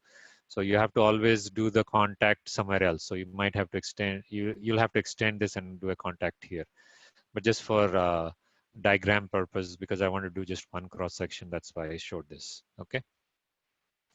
So in layout, that's how you're going to draw. You're going to draw a diffusion area like this. I mean, a diffusion area which is shown in green. You're going to draw a poly, and the overlap area is going to be your gate area. And obviously, in realistically, this thing just creeps in a little bit. So that's your overlap part, and I'll show that in the capacitance part. And in case of NMOS, obviously this will be your N plus. This will be your N plus. This is your N plus poly. And if you want to make metal connections, you basically bring a metal through a via. You make a connection from source to drain. Same with gate, but like I said, you can make most technologies will not allow you to make connections right on top. You have to do it beyond the transistor area. Okay, so this is how a NMOS looks like. In a PMOS, you have to obviously the same structure, but you have to first do a N-well. Can't figure out when. So you first have to do this. N-well, because you need an N substrate to do this PMOS. So you first do that and then apply the P plus here, and obviously the gate also will become P plus. I mean, this will become P plus because it's self-aligned. So when they're bombarding the ions to make the source and drain connection, the gate also gets bombarded. So that becomes a P plus. And you do the same kind of connections. Okay, so that's a PMOS. And this is just a summary of equations, I think. Yes, Subham. So while analyzing for PMOS, for the bulk and the bulk will be the N-well or the P substrate. You tell me, what should it be? The N. So what's the N-well connected to ground, right? I mean, P substrate connected to ground. Yes, sir. So, and what is this should be connected to? Source. That means No, VDD. what voltage? Like this is always connected. Yeah, VDD, right? So basically all you have is a diode here. So it has nothing to do with the device. So device doesn't. So there's just a depletion around this area. So the device doesn't see the P substrate at all. You got it? Yes, so the sir. device is just going to see the N-well. So yeah, so you do the analysis as N-well only. That's the whole idea. Okay. Yes, sir. All right, some symbols. I think you already, so the two symbols, there are a lot of symbols here, but two of them you probably should know is for a PMOS, it's PMOS, oh, this is NMOS. So NMOS is just 3-terminal device, and whenever there is a 3-terminal device, the bulk is assumed it's grounded, okay? And for a PMOS device, the bulk is assumed that it's VDD, For NMOS, it's always, if you want to put the bulk at a different voltage, then you use this 4-terminal device, okay? And in analog, we use this where you actually have an arrow, because in analog, actually, there is always current flowing. So all the devices, there is always, not always, but amplifiers or whatever you're designing, they have currents flowing. So that kind of shows you the direction of the current. So the source node has a direction of the current. So same thing with PMOS. So PMOS source node has a direction of the current, but current flowing in this direction because this is always VDD, I mean higher potential. And obviously for digital symbols, you usually use the symbol with a little bubble, essentially, I guess showing that it is the inverted version of your NMOS. Okay, and this is just a summary of it. I think I've gone through it pretty detail. Any questions so far? Yes, Subham, go ahead. Sir, how we are going to connect NOL to contact? Yeah, so good question. Well, how did you connect P substrate? I haven't shown you P substrate either. Okay, good question. So what Subham is asking is, so I've been drawing it like this so far, right?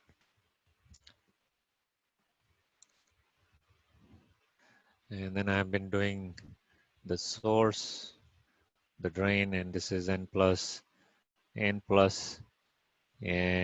this is your oxide, and that's your gate, right?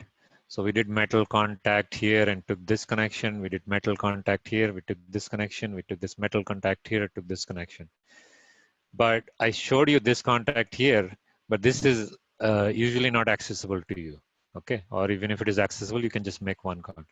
So actually, I haven't shown you the P substrate. So how did I make the P substrate contact? Can anyone tell me how did I make the P substrate contact? So in this NMOS I had been showing, it's 4 terminals, right? Bulk, gate, drain, source. So where is this contact? How do I make this contact in this transistor here? Where do I make this contact?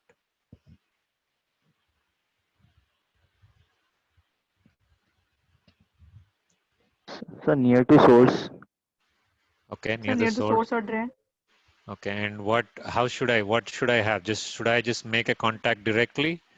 Put metal here and make a So contact and by implanting P plus. okay. Why do I implant P plus, by the way? N plus I had it because I needed it for the source drain, but why do you want P plus? Why don't you just do it this way? Why don't you do that? Sir, as a So channel stop. to stop So channel both will forming channel. not mix. Okay, Sir, as a hold. channel stop. What's the channel stop? The channel stop implant. What is the channel stop implant? You have to first tell me. I Sir, don't know if what a we are channel stop is.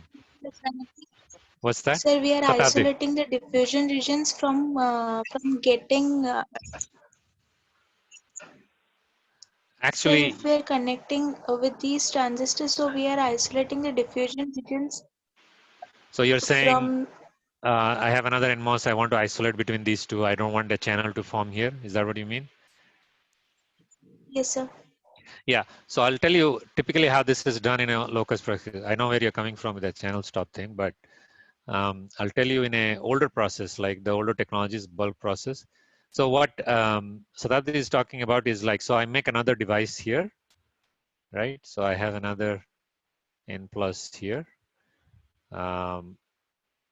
And so I have another gate here.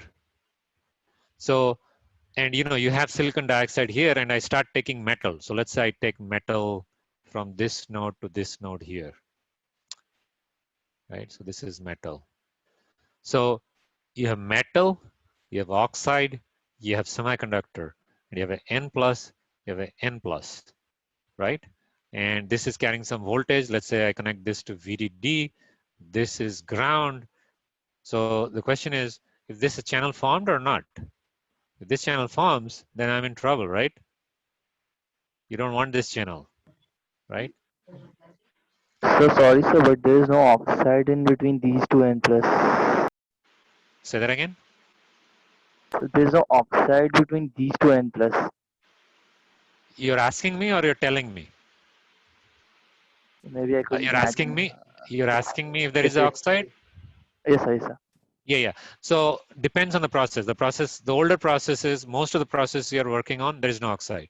What you're talking about is silicon monoxide or the FDSOI. So SOI processes. I'll explain that maybe a little bit later. Okay. So in the older or even in the newer processes, 180, 130 nanometer, there is no oxide here. The STI, you must have seen STI, shallow trench isolated oxides, but most of the processes actually don't have that. So it is actually a semiconductor. So how do you think I can stop from these two guys getting shorted? Opposite.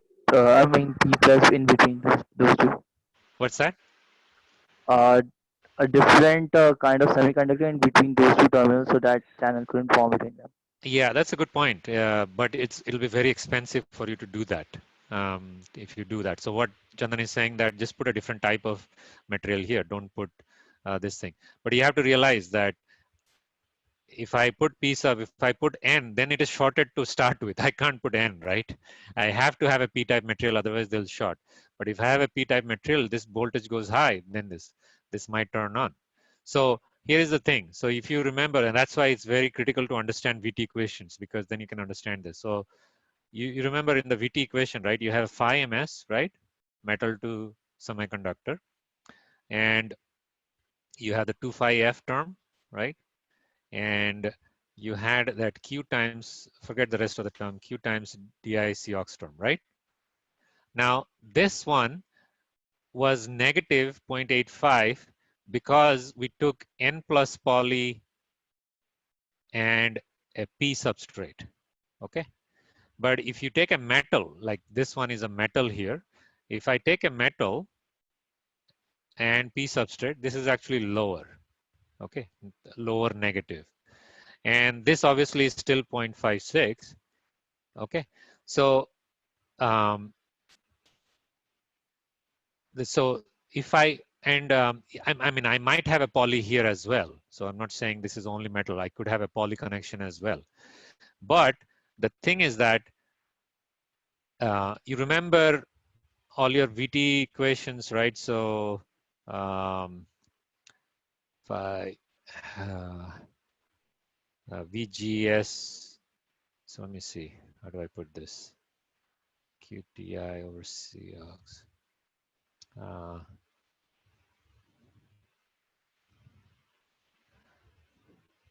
Yeah, so if you remember, I said that if you just do a metal oxide semiconductor with these two, just these two sandwich, then this channel will turn on, right? You don't even have to put a voltage. So although I said you have to put a voltage, actually if you just do this, then a channel might turn on, right? And what did we do to stop that? You remember, so this was turning on by default. What did we do here to turn it on? Implanted ions. Yeah, so you implanted ions. So you implanted these ions, right? You just implant more ions of these negative ions over here. And the channel stop you're talking about is essentially that. The channel stop is actually a P plus. So that makes sure there is a diode. Like if you do a P plus, there is a reverse bias diode all the time. But you don't have channel stops in all technologies. You can't afford to do that. So they put a small channel stop, but they actually put a implant here so that the VT of this one is much, much higher. So let's say my VDD is equal to 1.8 volts.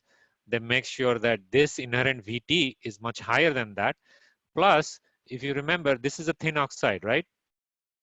So which means that this electric field is V over D, means this electric field is really strong for applied voltage, but by the time you come here, this oxide is much thicker. Okay, that's called your field oxide. This is called your field oxide. So which means that if I apply a voltage, this electric field will be much thinner or less strong for it not to turn on a channel even after that. So two things it's done. So you apply this implant, such that the normal VT looks like much more positive. And then this field oxide, so for example, this is usually, let's say 180 nanometer, this is 22 angstrom, right? Thickness. Typical field oxide here is 5000 angstrom. Okay, so whatever voltage was required here, you required 100 times more voltage to create the same field here. So those are called the locus process. Okay, now the one you're talking about in SOI, you have N plus, not even SOI, in a normal shallow trench isolation. What they do is they actually trench this. They literally make a trench and put silicon dioxide here.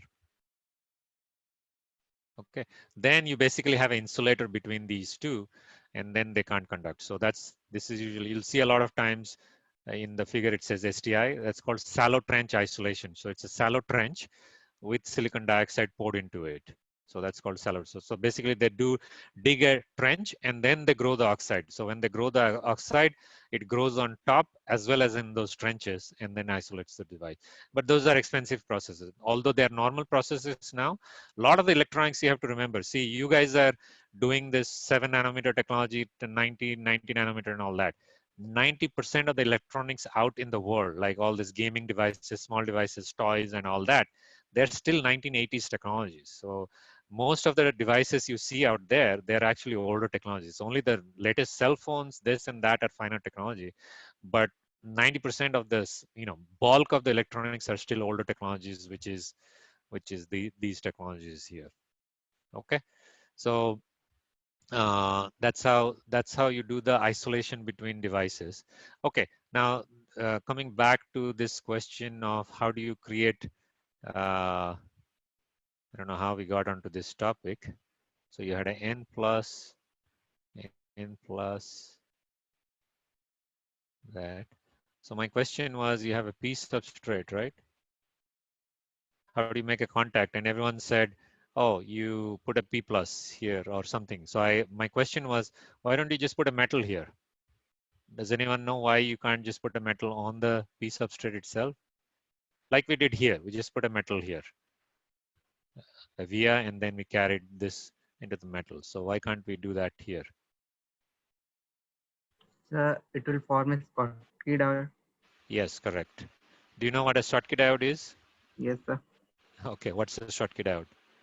So it's like a PN junction diode, but metal and semiconductor is only there. Metal Yeah. and P type. Yeah, so it is just like Subham said, so you form actually a diode. So you remember, you in a PN junction, you have a diode where one is N plus, you have a P, right? So this is heavily doped. So the depletion area is small. But if I keep making this heavily doped, this you can consider it as a metal. And it's actually what's called a quantum diode because the diode actually forms because of a kink in your band diagram. So when you draw the band diagram, you'll see that it forms actually a kink, and that's not good because you can only conduct current in one direction. You can't conduct current in another direction.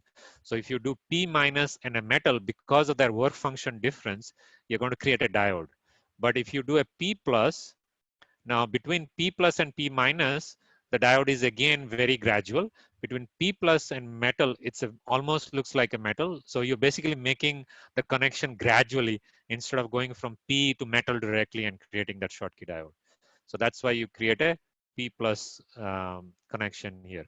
So that's how you give a substrate contact. So that device I was talking about, this device. So that's for every device, you need to have a substrate contact right close to the device. So at some point we might discuss latch up, or you might have to study by your own. So, but the thing is that if you have a PMOS and NMOS beside it, you're going to form a parasitic latch and latch it. And this is one of the key things to stop that latching, is that this bulk connection here, this has to be as close to the device as possible. Okay. So in analog, for example, we have a thumb rule that we stand on the top of a gate or a source area, we look around. If I cannot find a source, a bulk contact within 5 to 10 micrometer, I change my layout and make sure there is a bulk contact. Okay. So that's a kind of a thumb rule which I guess people over the years have experienced hardship with latch ups. You can probably use more, but just to be safe, because once you get a latch up, your chip is dead. It's not going to work.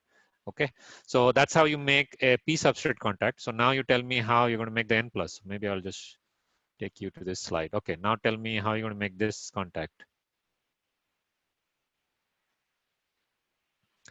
So P plus, we said we're going to do a P plus and put a metal here, and that's going to be my P substrate contact. So how are you going to make N well contact now?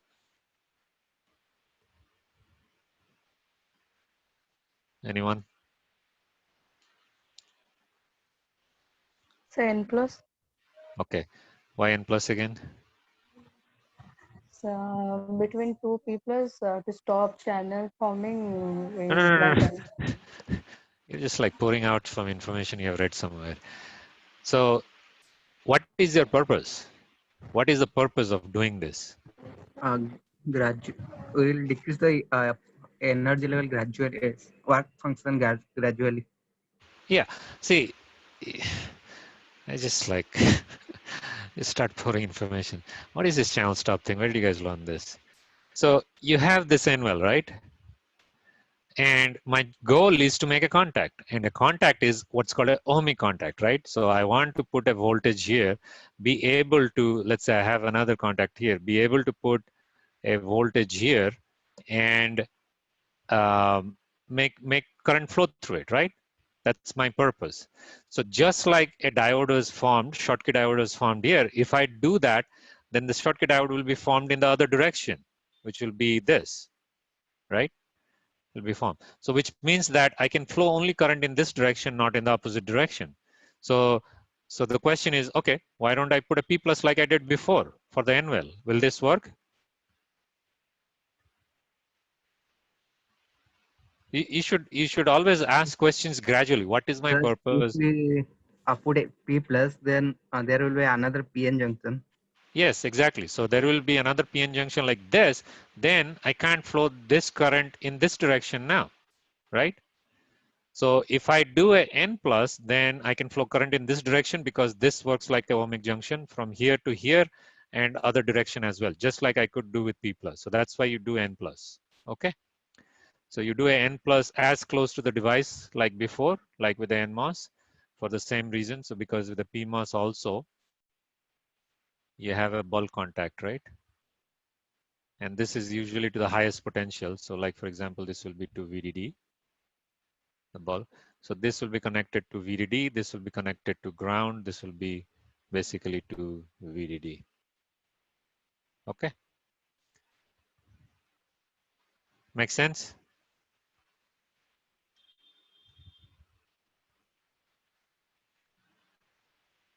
Sir, Yeah. why don't we short circuit the source and bulk? Okay, you tell me. So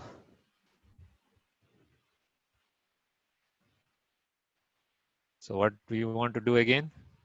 So let's go back to the PMOS maybe. Okay, so what do you want to do again?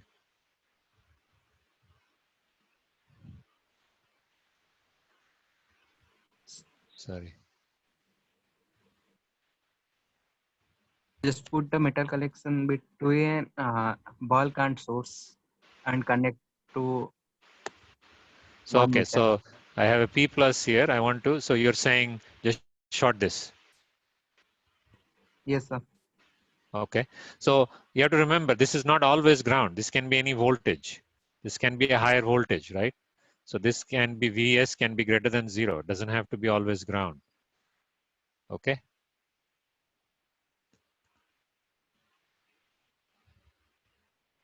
You got it right? It will make BSB 0. Yes, I got it. But BSB will be 0. No, So VSB will be 0. source to bulk is 0, but it is greater than absolute ground. Okay, so like, let's say for example, now I have a P plus here, right?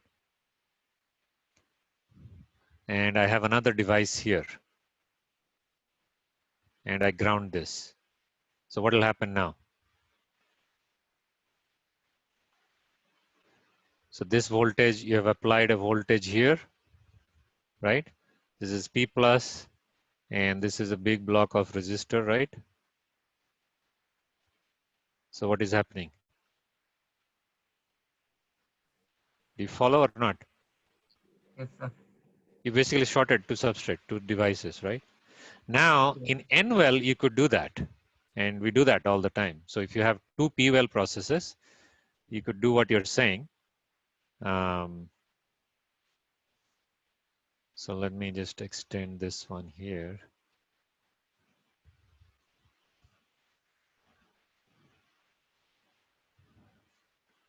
So in an N-well, so let's say I have another device here. So I do another N-well here. So this is N-well, right? And the P substrate, obviously, you have a P plus here, and this is connected to ground. And let's say this is your N plus, and you shorted it to source. You shorted it to source, and this is not VDD, but something less than VDD. So it's less than VDD. And this end is another N-well, N plus, but this is connected to VDD. But now you have a natural isolation because you have from this N, you have this diode, right? And then this will look like a diode like this. So you have two back-to-back connected diodes. So one connected to VDD, one connected to a lower voltage, some VS. Then this will not short. But in the P substrate case, like the one I was showing you before, in this case, it's the same substrate. You put it into different potential, they'll just short. But if you have a P-well, N-well process, then you can do the same thing as well. Okay? Yes, sir. But that has to be the lowest potential. Like for example, if you take this potential to be lower than this, because there is a diode here, right? So you have to always make sure that this potential is higher than this potential here. Otherwise, you'll short this diode or you'll short this diode. So whenever you're connecting well to another potential, you have to be always careful not to short this diode. Then you'll short circuit the whole thing. Okay, any other questions?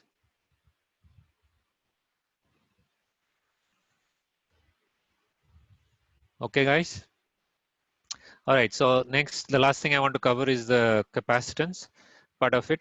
So when we start doing delays, calculations for gates, that's when you'll be dealing a lot with the capacitance. So I just wanted to, I've already covered this, so I thought I'll just review that again and just cover it in a little bit more detail. So this is like a typical gate NMOS, which is drawn layout. So obviously this is your poly, that's your source drain diffusion area. And if you look at the cross section, this is the cross section. Now you can see here that there is a little bit of an overlap between the drain and the thing. And I have explained this before, because what happens is the process is you ion bombard this. So you have basically positive ions being bombarded here, and they get lodged at a distance like this, and they heat it up. So they just basically kind of put fire, not fire, but they heat it up and do what's called annealing. So annealing basically spreads this around, but when it spreads in this direction as well, and that's why you have some creepage underneath the gate. Okay, same here, which is kind of shown here as LD, right? LD over here. Okay, so that's how the 3D looks like. And so for MOS capacitance, there's typically two types of capacitance you deal with, right? So one is the oxide capacitance. So it's to deal with the thin oxide here. That's your oxide capacitance. And the other one is the junction capacitor, which is basically this junction as well as the depletion of the channel area as well. So these are the two types of capacitors you deal with. I just erase this. Okay. Now, so although we always keep showing 3-terminal, each of the devices are 4 terminals because of the bulk connection also. But like I said before, if you have 3-terminal, then you're always assuming the bulk is always connected to ground in case of NMOS. In case of PMOS, the bulk is connected to VDD. Otherwise, you will forward bias that junction diode, which I was just talking about right now. Okay, so those are the 4 terminals. So now I'm going to show you the capacitance between each of these terminal and what type of capacitance. So I've kind of color coded it. So I'm showing basically the red ones with oxide caps and green one with junction cap. So the first one I show is the CGS, which is the gate to source cap. And that's the oxide cap, which is, I've shown half. I'll explain a little bit later why I've shown half of it. So that's the oxide capacitance because of the gate capacitance as well as this overlap capacitance here. Which is, if you look at in the layout, it's basically the capacitance underneath this area here. So that's your gate. Now the gate to drain capacitance is the other half, and again it's all the oxide capacitance. And then the source to bulk capacitance is basically this diffusion junction cap here, which should do with this area of your junction. And then again, drain to bulk is to do with this junction capacitance here. Okay. Now, some of this oxide capacitance is not fixed. It's bias dependent, and that's what I'm going to show you in the next couple of slides. Especially the CGS and CGD, they actually depend on the bias and how they vary on the bias and why they vary on the bias. Okay, so let's take the condition where it is cut off. So cut off means your VGS is obviously less than VT. So no channel is formed, but you still have a depletion, right? So you have a depletion. So this is your substrate, that's your bulk, that's your gate, this is your drain and source, let's say, right? Source. So each of the capacitor, if you start looking at it now, your gate to source, if you look at it, because there is no channel here, the only capacitor is this overlap capacitor. It's a small cap, and the value of this cap is Cox times W times the LD, which is the part which is crypt in between. That's the length times W times Cox, because it's still the same oxide, right? So your gate to source and gate to drain capacitor are nothing but that small overlap capacitance. And your drain to bulk, source to bulk are these diode capacitance. So whatever is the area of this diode times the unit area capacitance for that. And obviously, if you remember, this junction capacitance is voltage dependent, right? It's a nonlinear capacitor. So although I show a fixed capacitor here, those are junction caps. So wherever I'm showing green, they are voltage dependent. And then the cap from gate to bulk is this capacitor here, but it is a combination of the oxide capacitor and a reverse bias diode, which is this depletion mode. So this is your C depletion, and this is your oxide cap. So they are in series, okay? And typically this cap is much smaller than Cox. So it's actually a very small cap. So this cap, which I'm shown in orange here, it's a series cap of oxide and the depletion cap, which is a smaller cap. So this is the situation it looks like in cutoff. So in cutoff, let's say you're driving this gate to bulk capacitance is very small. So if a device is in cutoff and you're trying to wiggle that node, it'll wiggle really fast because you don't have to accumulate that much charge because the capacitance is smaller. Now, sorry. So you've probably seen this diagrams on your textbooks. It's basically showing the different caps in different regions and how they're varying. So in cutoff, when VGS is less than VT, you can see this cap. So as I showed, this cap here is Cox and the depletion cap, right? I haven't talked about this accumulation region. Accumulation is you make the gate so negative that you actually attract positive charge, which there are plenty, right? So you form actually a positive channel. But obviously you can't conduct that positive channel, but it is still a capacitance between gate to bulk with the source capacity, with the source bulk connection here. Okay. And by the way, the CG which is shown in this, CG is nothing but COX. CG is COX, or if you want to say CG total, the total gate, this is WL times COX. Okay, that's what CG is shown in this graph. So as you're approaching the accumulation region, when it is so negative that you start attracting the holes here, then at that point it will look like an oxide capacitance.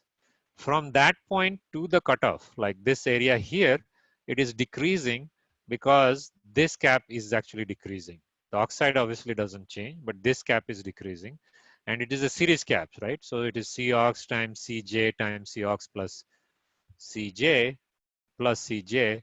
So if your CJ, whichever is the smaller cap, that that dominates. It's like a parallel resistor, right? In a parallel resistor, whichever is the smaller one, it dominates. So same thing here.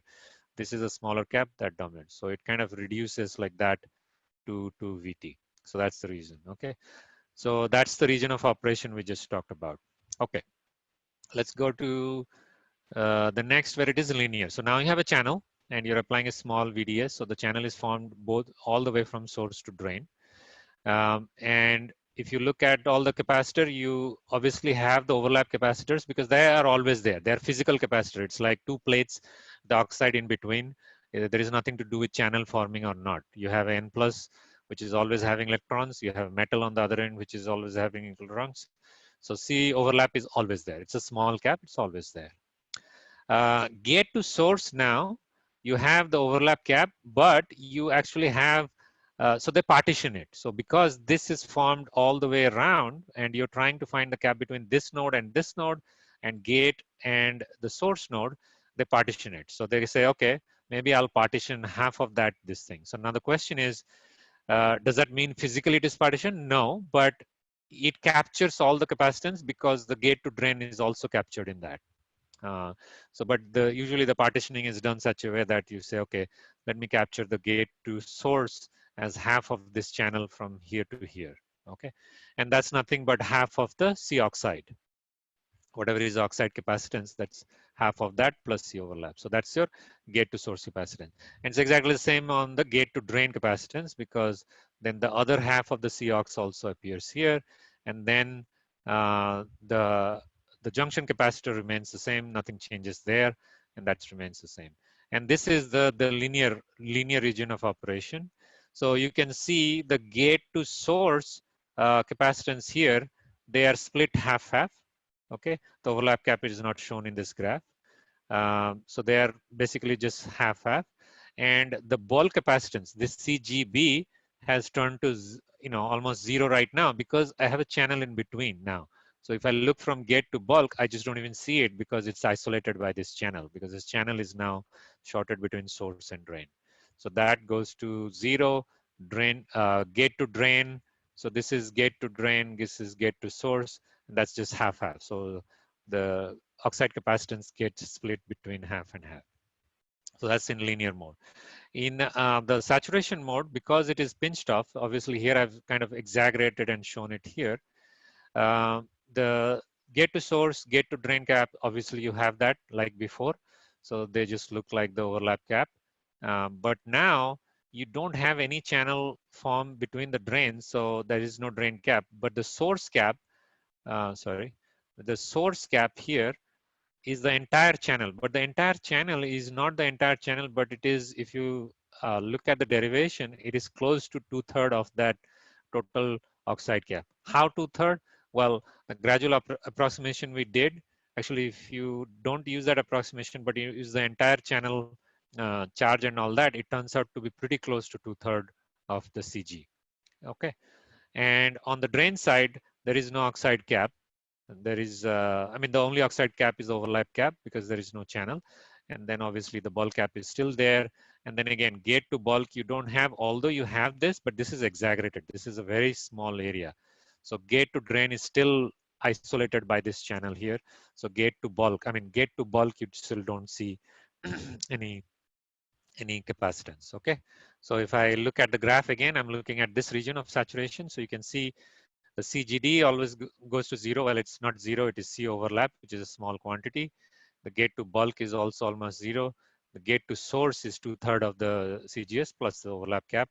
And obviously the bulk caps, the junction caps are not shown here, and they just remain as it is. Okay, so now if I show you in a kind of a table form, if you look at CGS, the gate to source cap. So let me draw that cap here. So gate, source, bulk, drain here. So if I look at this cap here, CGS, that remains C overlap for the accumulation region, C overlap for depletion. In saturation, it's C overlap plus 2/3 of this oxide capacitance. In linear, it's the overlap cap plus half of the oxide. Now the overlap cap is a really small one, although it's constant in all of that, it's a really small one. Like for example, you have a 1 micron by 0.18 in 0.18 micron technology, you might have 1 femtofarad. C overlap will be like 0.01 femtofarad. So it's usually a small cap. If you look at CGD, obviously C overlap again is there for all of them, but it is 0 for pretty much all. The oxide cap is not seen for all regions of operation except for linear, because linear region is the only time when the channel touches the drain region, right? So that's why you see this gap here, CGD.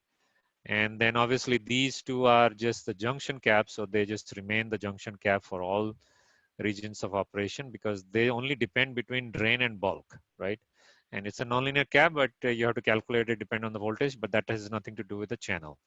And then the gate to the gate to bulk, this cap here, CGB, that's the oxide cap when you're in accumulation region, and it's oxide in parallel with the depletion in the case of depletion. And when you get to saturation or linear, you basically don't see that cap again. Okay. And here is another picture of it, just showing you a 3D picture of the same caps. So obviously you have this overlap oxide cap. This is the CG in parallel with this junction cap here, which is I've been calling the depletion cap. And this is your junction caps here, and that's obviously your thin oxide, your CGS here, CGS or CGD, or both of them, right?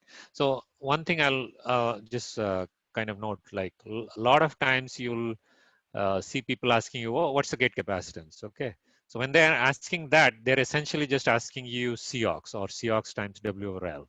That's all they're asking. So I'll say, oh, this gate, how much oxide capacitance does this have? And typically, like when you're doing hand calculations or just answering someone that fashion, then you're just basically talking about the entire cap. They're not talking about regions of operation and all that. Okay. The other thing I wanted to show you, I think I had shown this to you earlier, is that the junction cap, if you look at it in a 3D fashion, it's actually, so if I just blow this up, so this is your channel side, this is your channel side, and this is your contact side. This is where you're making all your contacts, right? And this is your P sub side, right? P sub side. So obviously this is one diode, right? This is just one single diode, but the way you calculate this diode, the diode per unit capacitance is different for the sidewall compared to the bottom wall most of the time. So usually the foundry will give you, if you want to calculate the total capacitance, the foundry will give you what's the unit capacitance for the bottom wall. So for example, the room you're sitting in, you can imagine the floor as this bottom wall, and the 4 sides are your sidewall capacitance, and the top one is where your contacts are made, right? So they will give you a unit capacitance for your bottom and a unit capacitance for your sidewall. And typically you just take these 3 sides, because the way the channel is doped, you actually don't see a huge capacitance on the channel side. So you basically take the area multiplied by the area capacitance. So usually this will be femtofarad per micrometer square. and then this will be femtofarad per micrometer. So you basically take these 3 parameters around here and multiply with this number, and that will be your total CJ capacitance. Okay, so that's your entire junction capacitor. That's how you calculate it. Again, a lot of times in most of the process, CJ naught is actually the dominant one. So somebody asks you, what's the junction cap? People will just take the area, multiply to CJ naught and give it to you. Or sometimes for hand calculation, the foundry might give you a equivalent CJ. So you just always multiply it with the diode area. Okay. So all right, so I think that's all I have for the capacitance. Maybe when you start doing delays and all that, we can cover if something else comes up. But I think this is sort of the basic. If you know it, I think you'll be able to sort of calculate most of the device capacitance. Okay, and obviously the routing capacitance is a totally different domain, which I think Puneet has been talking in a lot of detail. So the same capacitance which are dealt with routing as well. So this is only to these are the only capacitance when you fabricate a device without any connections to them at all. So as you make connections and you carry the routing capacitance, so you're just adding more and more capacitance to it. Okay. All right. So I think I'll stop here. Any questions so far?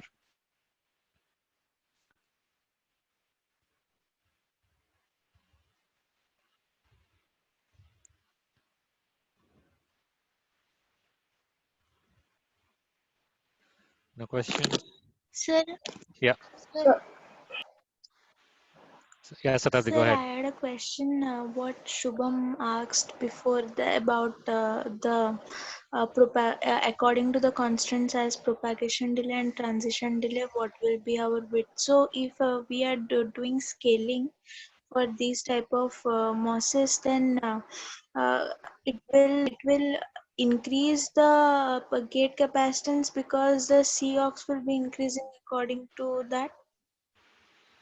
So So I'm why? so I don't think I followed your question. So are you asking, like, when you're going to finer nodes, you are scaling your devices to smaller devices and your oxide is increasing and that will increase your oxide cap? Is that what you're asking?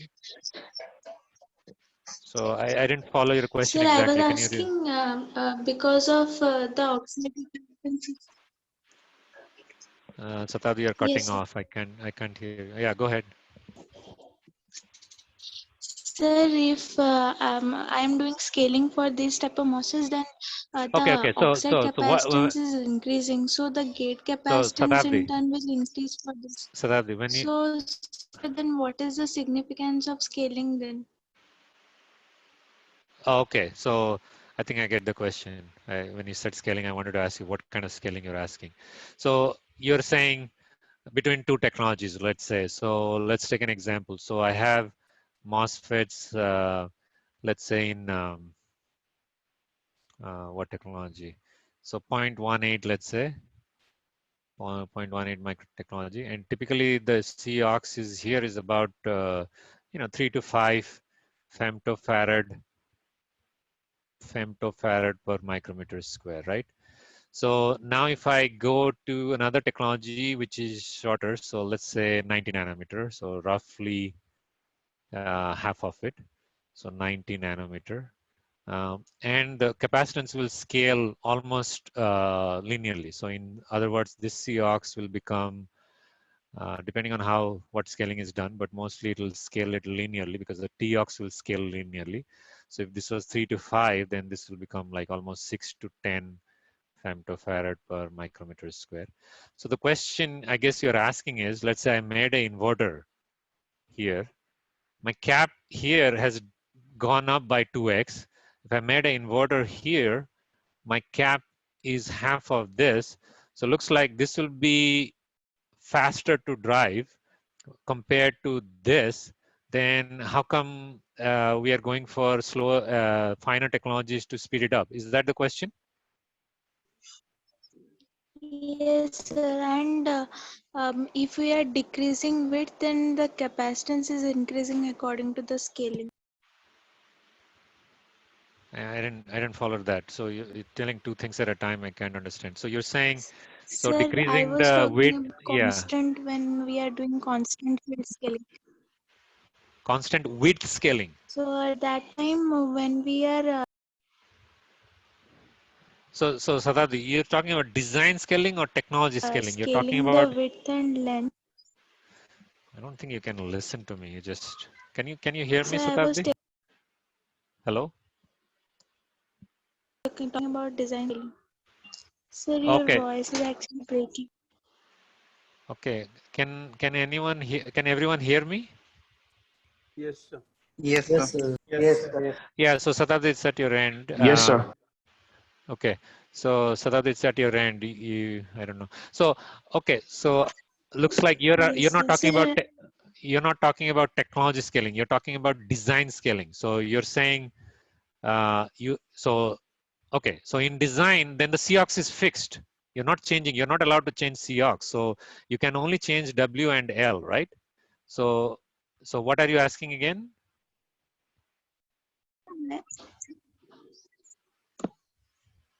Sir, I was saying about when I am doing constant field scaling, then I am Okay, scaling okay. both W and L. So it is affecting the Yeah, so when you say constant field, you're changing the technology. You're not doing design scaling, right? So those are two different things COX. you have to understand. So when you say constant field changing, you're actually changing the technology. So yeah, so we, that's a whole different topic. I think let's not go into that, but I'll just give you just a taste of it. So I think what you're asking, if I understand the gist of it, so there are different types of scaling, like constant voltage scaling, constant field scaling. So typically what you're doing is constant field scaling. Okay. So what you're doing by that is uh,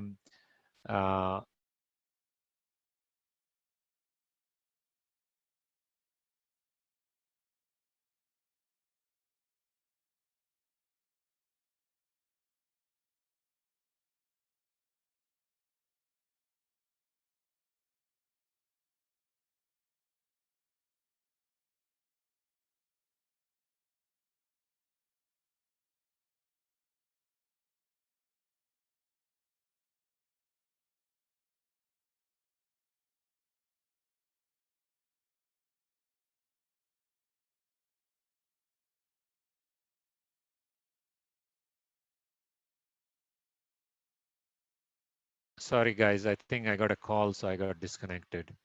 Can you guys hear me now? Yes. Yes.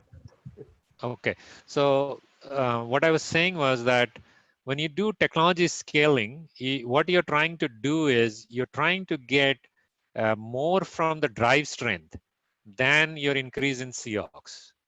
Okay, so you want more of this and relatively less of this. Okay, so because in an analog terminology, you're trying to increase this term here, which is a different way of saying increasing this term here, this ID over COX. Okay, so when you do the scaling, you're scaling it in such a way that yes, your capacitance, unit yes. capacitance is increasing. Sir, you haven't shared this. Oh, sorry.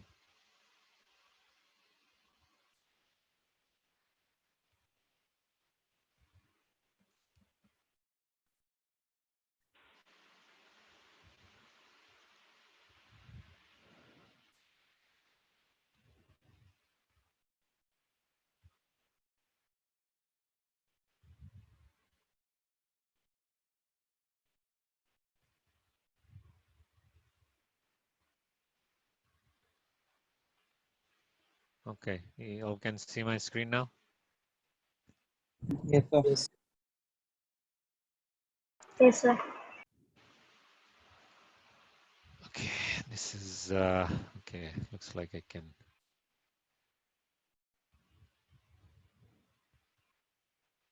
Yeah, so when you're doing scaling, what you're essentially trying to do, technology scaling, okay? So I think that's what you're talking about. So don't confuse between design scaling and, so when I say design scaling, what I mean is like, how are you scaling your devices?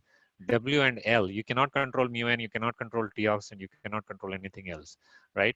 So how are you doing scaling to do anything else, right? So So technology scaling is basically you're going from 0.18 micron technology to 0.13, let's say. So obviously you want faster device for the given area, right? So that's the key. So for a given area, you want this ID over COX to be higher, and that's the key. Okay, like I said, this is a whole different topic. So maybe, you guys can read up to it. I don't think, it's worth spending some of the lecture time. Maybe we'll see. We can take, but the idea is you increase your GM, you increase your current capability for a given area, for the given field, you increase that more than your capacitance increase. So overall, your speed increases quite a bit for a given area. In fact, you want to increase that efficiency even more for a given area. For a smaller area, you get the same speed or more speed actually. Yes, I don't sir. know if that answered your question, or so I think. Sir, another thing Yeah. was when I am changing the threshold voltage, then timing will also change. So that will affect on propagation delay. Yes, it will. So then how can I? Yeah. So okay, first question I want to ask you is, you're talking about the VT process change or VT because of VSB? No. Or both? No, sir. VT processing. VT process change, yeah. So you're asking, like, so the thing I was talking about, high VT, low VT in processes, right? Yes, sir. Regular voltage Yeah. threshold. Yeah. So the question is, will the delays change? Yes, of course it will change for the same size. Again, same size devices. See, you can always. So let's say I have an inverter. Um, I have a inverter. So let's say some load cap here, and let's say this was W over L, this was W over L, and I have some delay, right? And this was, let's say, normal VT devices. And if I go to high VT devices, yes, the delay will be a lot lower now, but I can always make this 4W, 4W. Let's say that was the ratio of this thing to get back the delay, but now my area is 8 times more. Okay. So depending on what your application is, if you're in your application, your power is more critical. Like, if I'm doing an IoT sensor node, in IoT sensor node, you're talking about kilohertz operation, right? Because it's really, really low power. You have a coin cell battery, you just, your watch battery. In that battery, you want to run the thing for 5 years.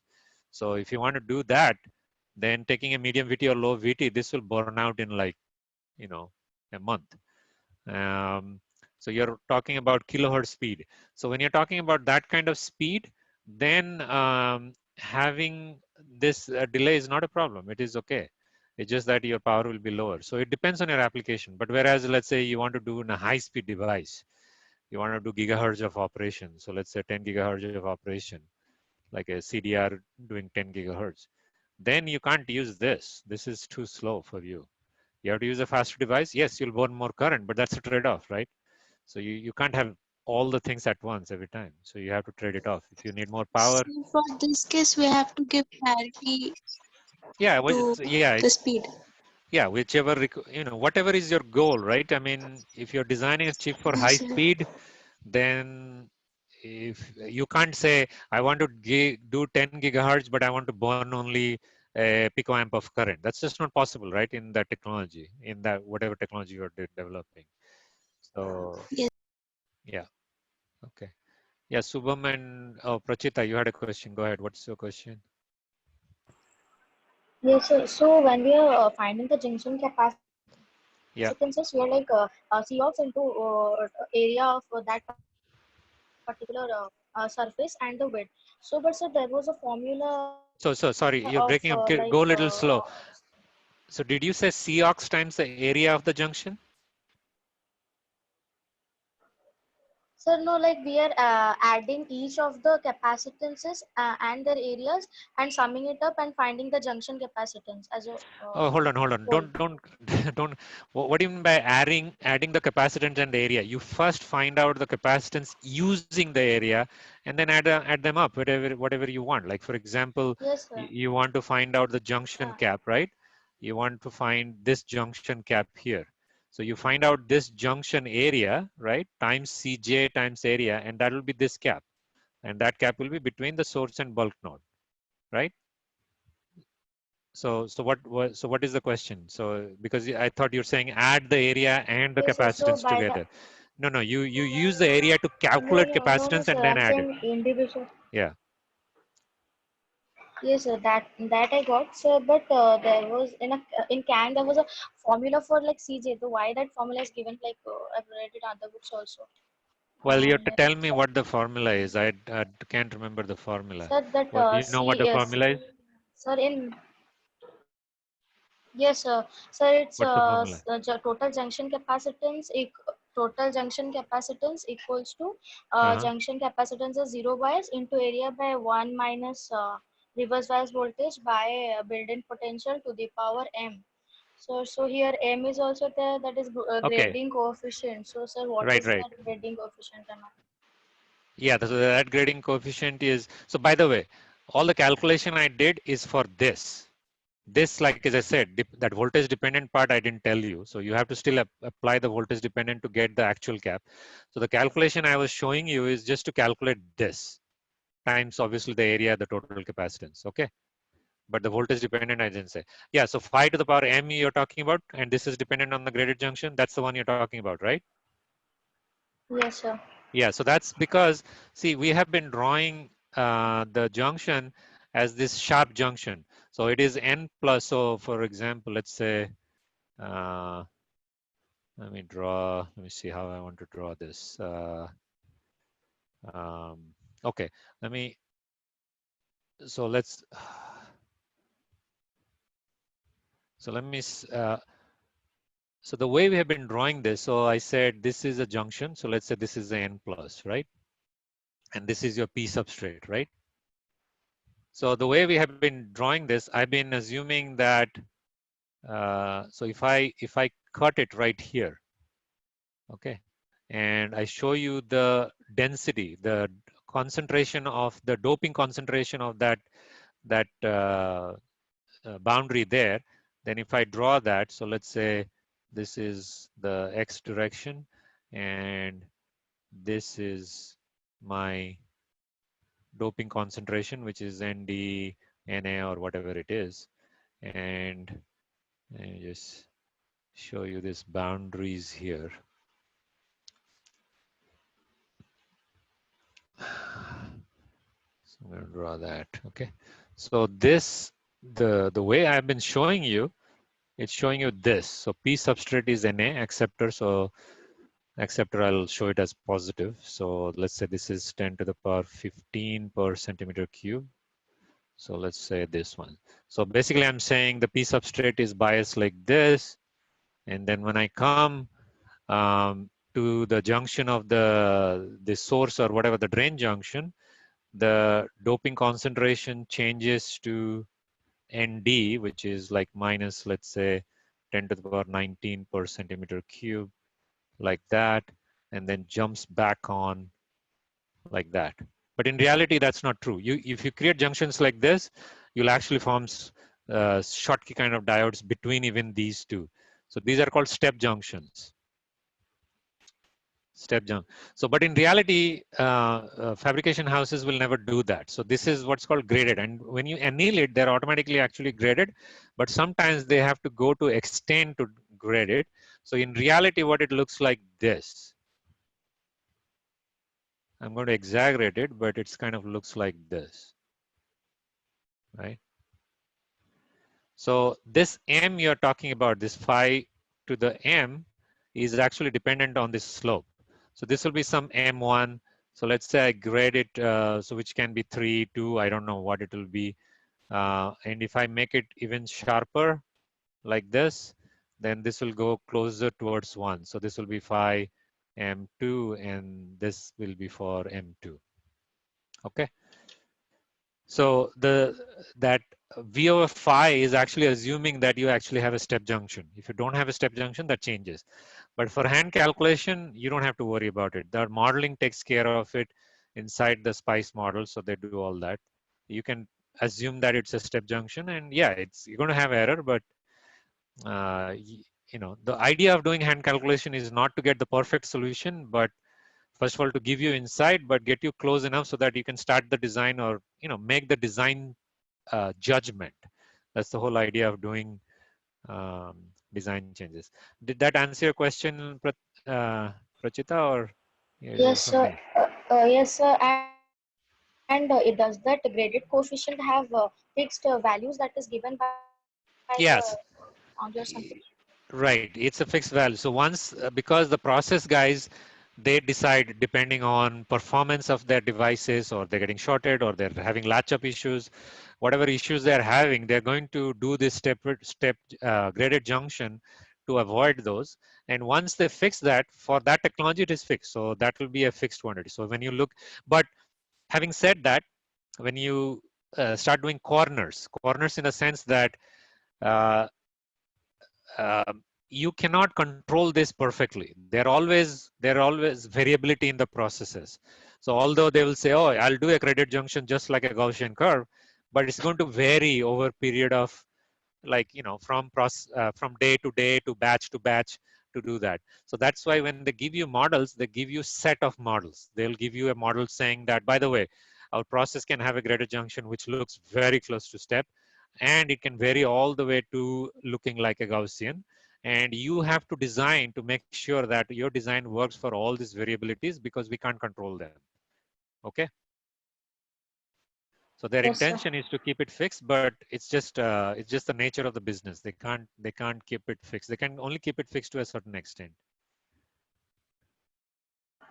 Yes, sir. Okay. All right. Any other questions? So Yeah. So, I didn't get the sidewall junction capacitance formula. so That what is I'm it. so basically what I'm saying is that Not this. this one. That is written 2y plus w into CJSW. This is the one you're talking about. Yes, sir. Yeah. Um, so what I'm saying is that if they give you two numbers, so if they give you a CJ naught, let's say bottom, okay, which is basically a certain femtofarad per micrometer square, okay, and they'll give you sidewall, but sidewall, see, in VLSI, like I said, your depth is not under our control, so they're not going to give you per unit area, because then I need to know xj, multiply the sidewall and all that. So they give you just unit length, because the xj is fixed. So they just give you this cj sidewall, which is some femtofarad per micrometer, okay, because the height is kind of taken care within this formula, just like sheet the derivation we do for sheet charge, right? We do have a height, but that's not under my control. I just say, okay, just divide by area. I don't care about the height. So same thing here. So if you want to find out the total capacitance, if these two numbers are different or if they are significant, then you first calculate the bottom area. Okay, so bottom area times the CJB, and then add the perimeter times CJ sidewall. That's your total junction cap. But the perimeter, usually you take these three perimeter. Again, it depends from technology to technology. It's not like something physics tells you to do this, but you just take these three parameters, because this sidewall here, the way it is graded, you actually don't get a huge junction cap here. Okay, so that's what I've done here. So basically, this area is W times Y. Well, Y I didn't show. Yeah, Y here, because that's the length of your diffusion. And W is the W of your transistor, width of your transistor. And for the perimeter, you basically go around 1, 2, 3 times, right? So Y plus W plus Y. So that's why 2I plus W. That makes sense, or? Yes, sir. Okay. Any other question?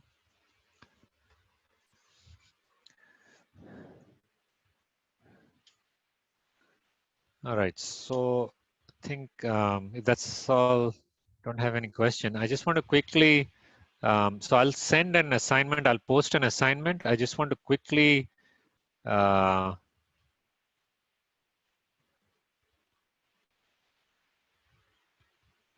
about it. I'm thinking, should I talk about the assignment now or give it to you guys? And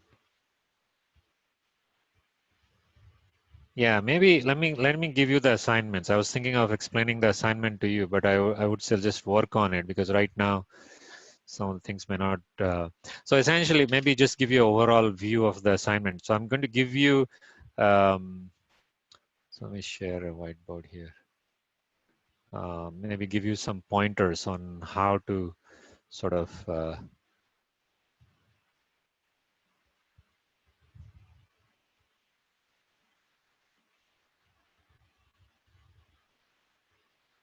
Okay.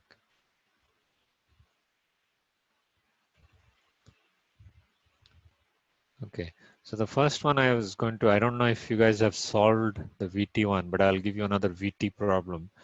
So in the VT problem, you'll see different, so for PMOS and NMOS, I want to do that. But mostly what I want you guys to sort of, it's really a problem solving technique I want you guys to develop in the sense that, you know, I gave you the NMOS, right? So in the case of a NMOS, for example, you have one side where you have a N poly. So N poly, so this is your, let's say, conduction band, VB, EV. So this is going to be your Fermi. This is, so that's phi F. And then obviously don't care about the oxide. So this is your oxide. And then on the P side, you have EC,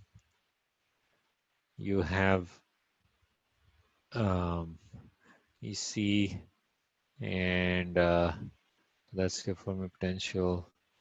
This is phi F N, let's say. And on the P side, you have this, right? And this is your phi F P, let's say. Okay, so the VT problems I'm going to give you, I'm going to make you just neglect the bulk charge and all that impurities and all that. So basically in your VT equation, all you have to care about is your phi ms plus 2 phi f, and then plus whatever implant I ask you to do. So the thing I want you guys to, you know, just kind of a problem solving technique. So I have already done example, right? So where this was 10 to the power 15 Na, this was Nd 10 to the power 19, I think, per centimeter cube, right? So you guys calculated this phi ms to be whatever, minus 0.8 something, I think.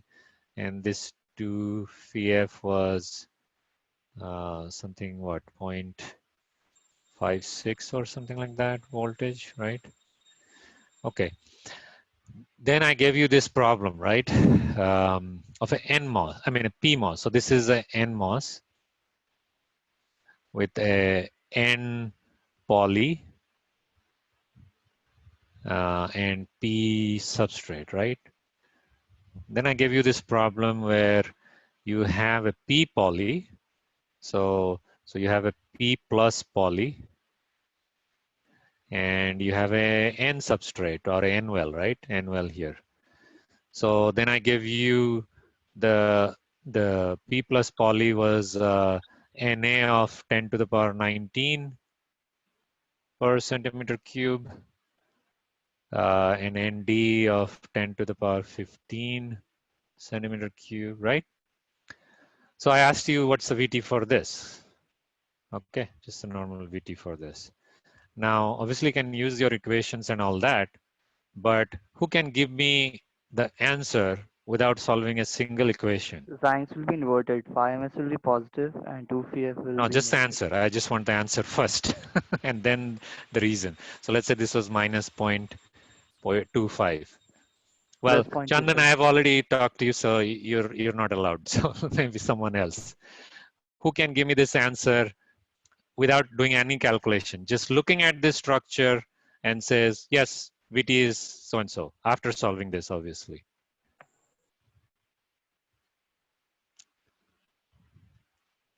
So this is what is going to differentiate you being an engineer plus what you have been doing in school for the last time. 0.3 Because volt, what's that? 0.3, Okay, plus 0.3, minus 0.3, or what is it? 0.3. Plus 0.3? Yes, sir. Okay, so why? Now explain why plus 0.3. Sir, now phi ms will be positive 0.86. Why is it positive 0.86? It will be KT by Q into ln NA by NA square. Yeah, but again, so you have to intuitively understand it. Why does it become positive? From the equation, but I have drawn you the diagram from here, right? So what is this quantity from this diagram here? That thing which you have been doing, VT There ln phi ND, fn minus phi fp. Yeah, so this difference, right? Yes, sir. But you're doing this minus this, right? Or this end minus the Fermi potential of this end minus this end. That's why you got the negative, right? Yes, sir. So in case of, hold on a second. So in case of the PMOS, this phi potential is going to be on the positive side. This phi potential is going to be negative side. So if you do this minus this, like as you said, it will be plus 0.86. Yes, sir. Okay. And then what about the 2 phi F? So for 2pf, we have now n-type semiconductor. Okay. For inversion, we have to bring it below intrinsic semiconductor. That means minus 2pf. Correct. So this one you are going 2 phi F positive. This one you have to bring 2 phi F negative. But also you have to realize because this doping concentration is the same as this, so which means that this phi F will be also same as this magnitude of this. So this 2 phi F will be minus 0.56. Yeah, so I should have written here minus 0.3, right? So plus 0.3. So everyone got this? So when you're solving this problem, you can use symmetry and you don't have to be accurate. Like for example, if this was 10 to the power 19, the other one was 1.2619. You can say, oh, okay, this is a log term. This should be pretty much equal to this. If you solve this and get it wrong, I'll actually give you higher marks like that. Whereas if you use the equation and, you give me the exact answer, but the equation is wrong, then I'll I'll not give you marks. So this is what I call it the engineering way of solving it. Okay. So the problem I'll give you will have different numbers, but you can use the symmetry and see if you can use the symmetry to get approximate answers. And that's all I'm looking for. But you have to give reason. You just can't write, this plus this is this. And then the question is like, why am I getting n poly? And for a PMOS, I'm getting p poly. What's the reason for that? Why is it not a n poly for NMOS? I mean, a PMOS and p poly for a NMOS, or why not n poly for both of them? Sir, I've talked during the fabrication. sir, Yeah, because yeah. Go ahead, but I'll not answer. You just go ahead and sir, tell. because below sir, because below 10 to the power 15, I will be getting a degenerate. No. My question is not about like the doping concentration. What I'm asking is like, when you have a NMOS, right? So the P substrate, you have a P substrate, and this is N plus, this is N plus. And the gate is actually a N poly, right? Actually, if you had a P poly, then your VT is going to be pretty positive. It's not going to be negative. So, and we wanted a P positive. So why don't we do P poly here instead of a N poly? And in case of a PMOS, so let me go to another one. In case of a PMOS, usually you'll see this is P plus, this is P plus, and this gate is a P poly. Now again, if I actually had an N poly, this will be close to negative, not positive like you're getting and then doing all the implants and all that. So why not have an N poly here? I've explained this during when I was doing, showing you guys the fabrication techniques. So, so just answer this. Try to find the answer for it. I'll give you a hint. Self-aligned gate. That's all I'll say. Okay. Find the answer. If you know it, then just write it. While bombarding it. Sorry, I couldn't hear you. Sir, while making the diffusions, the poly gets P plus. Yeah, but why? Why are you doing that way? I can block the poly and have another mask to do N plus poly.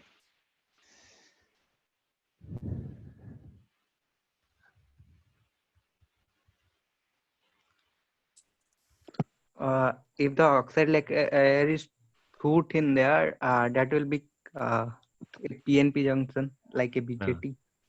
No, just making it up. No, that's not the reason.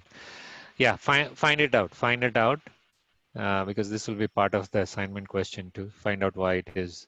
Oh, actually, another question I should probably add is this was asked to me actually. I don't have a perfect answer. Why P substrate? Why not a N substrate? So I'll probably add that to this question. So think about this as well. Don't have to answer now. Okay.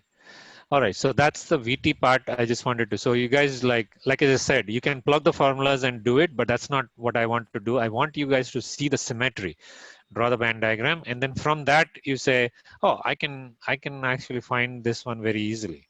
Okay. And also be used to the signs. Once you know one sign, then try to figure out how the other signs will change, just like from NMOS to PMOS. Because the signs can be very confusing, especially when you're dealing with NMOS, PMOS. Okay. So the other part of the assignment I was going to give you. Okay, sure. Go ahead, Santanu. I'll continue with this.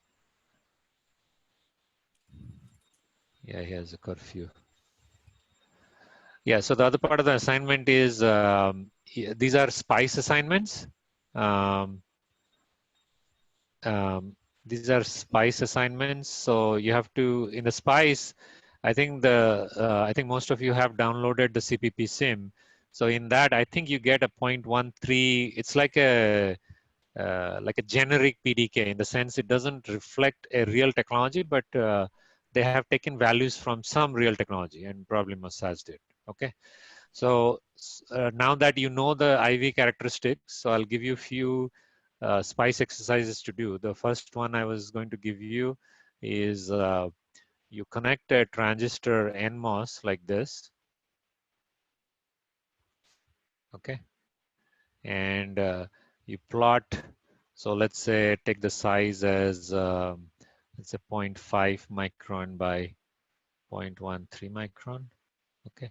Now I know every book and everything, they always tell you to plot VGS versus ID. So this is ID basically, IDS. And this is obviously VGS. So they ask you to put a voltage source on the VGS and plot it, which I'll ask you to do as well. But you should plot this. So find an expression for VGS as a function of IDS, right? First find that. And you know that this is always in saturation, which we explained just before. And plot IDS versus, VGS versus IDS. And you can vary the IDS from 0. I'll write this down also, but just so that I explain, sometimes there are confusions. 0 to 0.5, so let's say 100 microamps. 100 microamp. So you're going to plot this. So first find the expression, find out what kind of expression it is, plot it, and see if it matches it, right? So that's your first exercise. Second exercise is you actually connect this node to the same size transistor.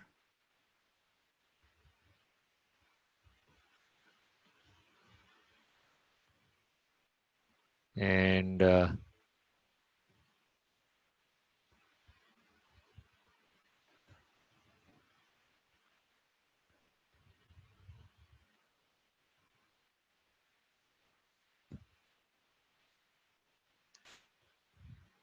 this is VDS. So for different currents, so let's say take 10 microamp, 5 microamp, 10, 20, and 100 microamp. You're going to plot VDS versus IDS of this guy, IDS. Different bias current here, right? And then for each of these values, you also measure this VGS1. So let's say this is VGS1, VGS to measure that and write it. So like whatever you're going to get, whatever transfer function, if basically tell for which ID you're sweeping this and what VGS you got it, okay? So this will be one exercise for you. And the second one is like the third one is you do this diode connected transistor and do a sweep.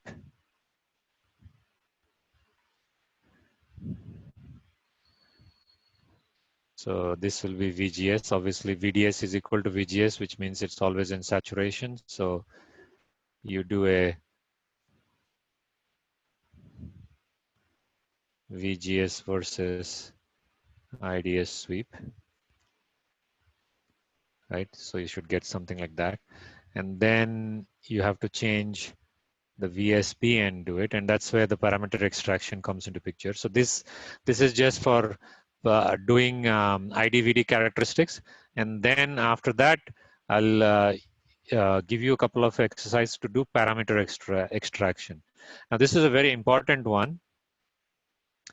Actually, I should have shown you a couple of slides maybe, but I'll give you in the assignment.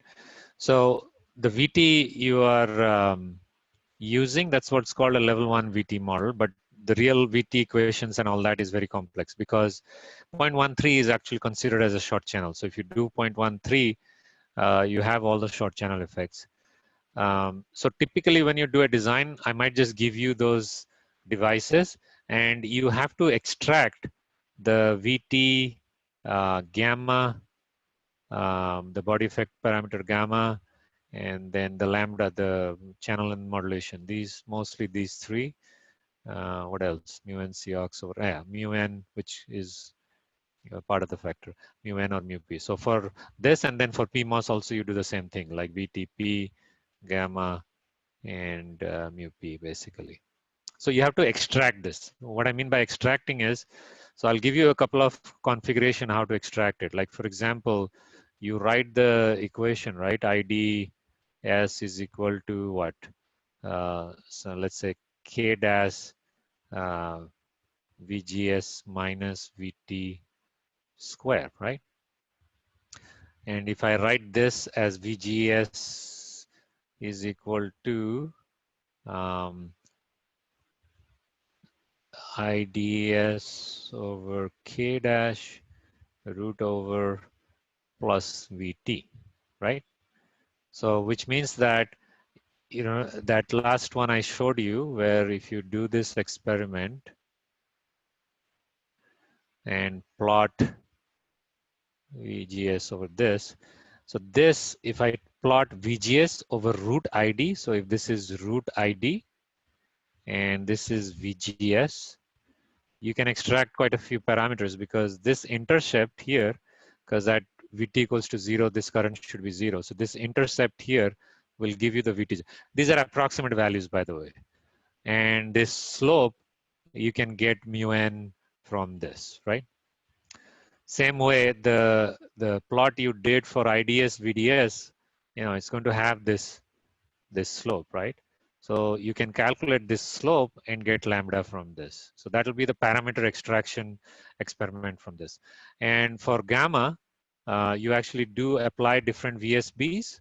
And so you're going to have different VT. So this will be VT1, VT0, VT3. And then you apply those in your equations and extract gamma out of this. Okay. So that will be the parameter extraction exercise I'm going to give you. So I'll write this up. I'll write this up and send it to you. I just wanted to kind of explain it so that you get an idea on what the exercises will be. And once you have done that, then I'll give you a design. And the design one, actually, I'll give you a SRAM design, which I think the project people are going to do. That I'll keep it optional for people who are not doing the project. You can do it if you want, or I would highly encourage it because it's a great exercise. But I realize that you guys are busy or whatever. But the people who are doing the project, they have to do this. It's already given an assignment to them, but I'll put it that as a assignment for everyone. Okay. So these will be the couple of assignments which I'll post it today or tomorrow, and you guys work on it, and we'll see. Try to finish it by end of this week, or maybe next week same time. Yeah, so maybe do it Monday of next time. At least the non-design part of it. Then the design you can, well, try to finish the design. It's just a 3-transistor design, so you should be able to finish that as well. Okay, that's all I wanted to discuss. Any question?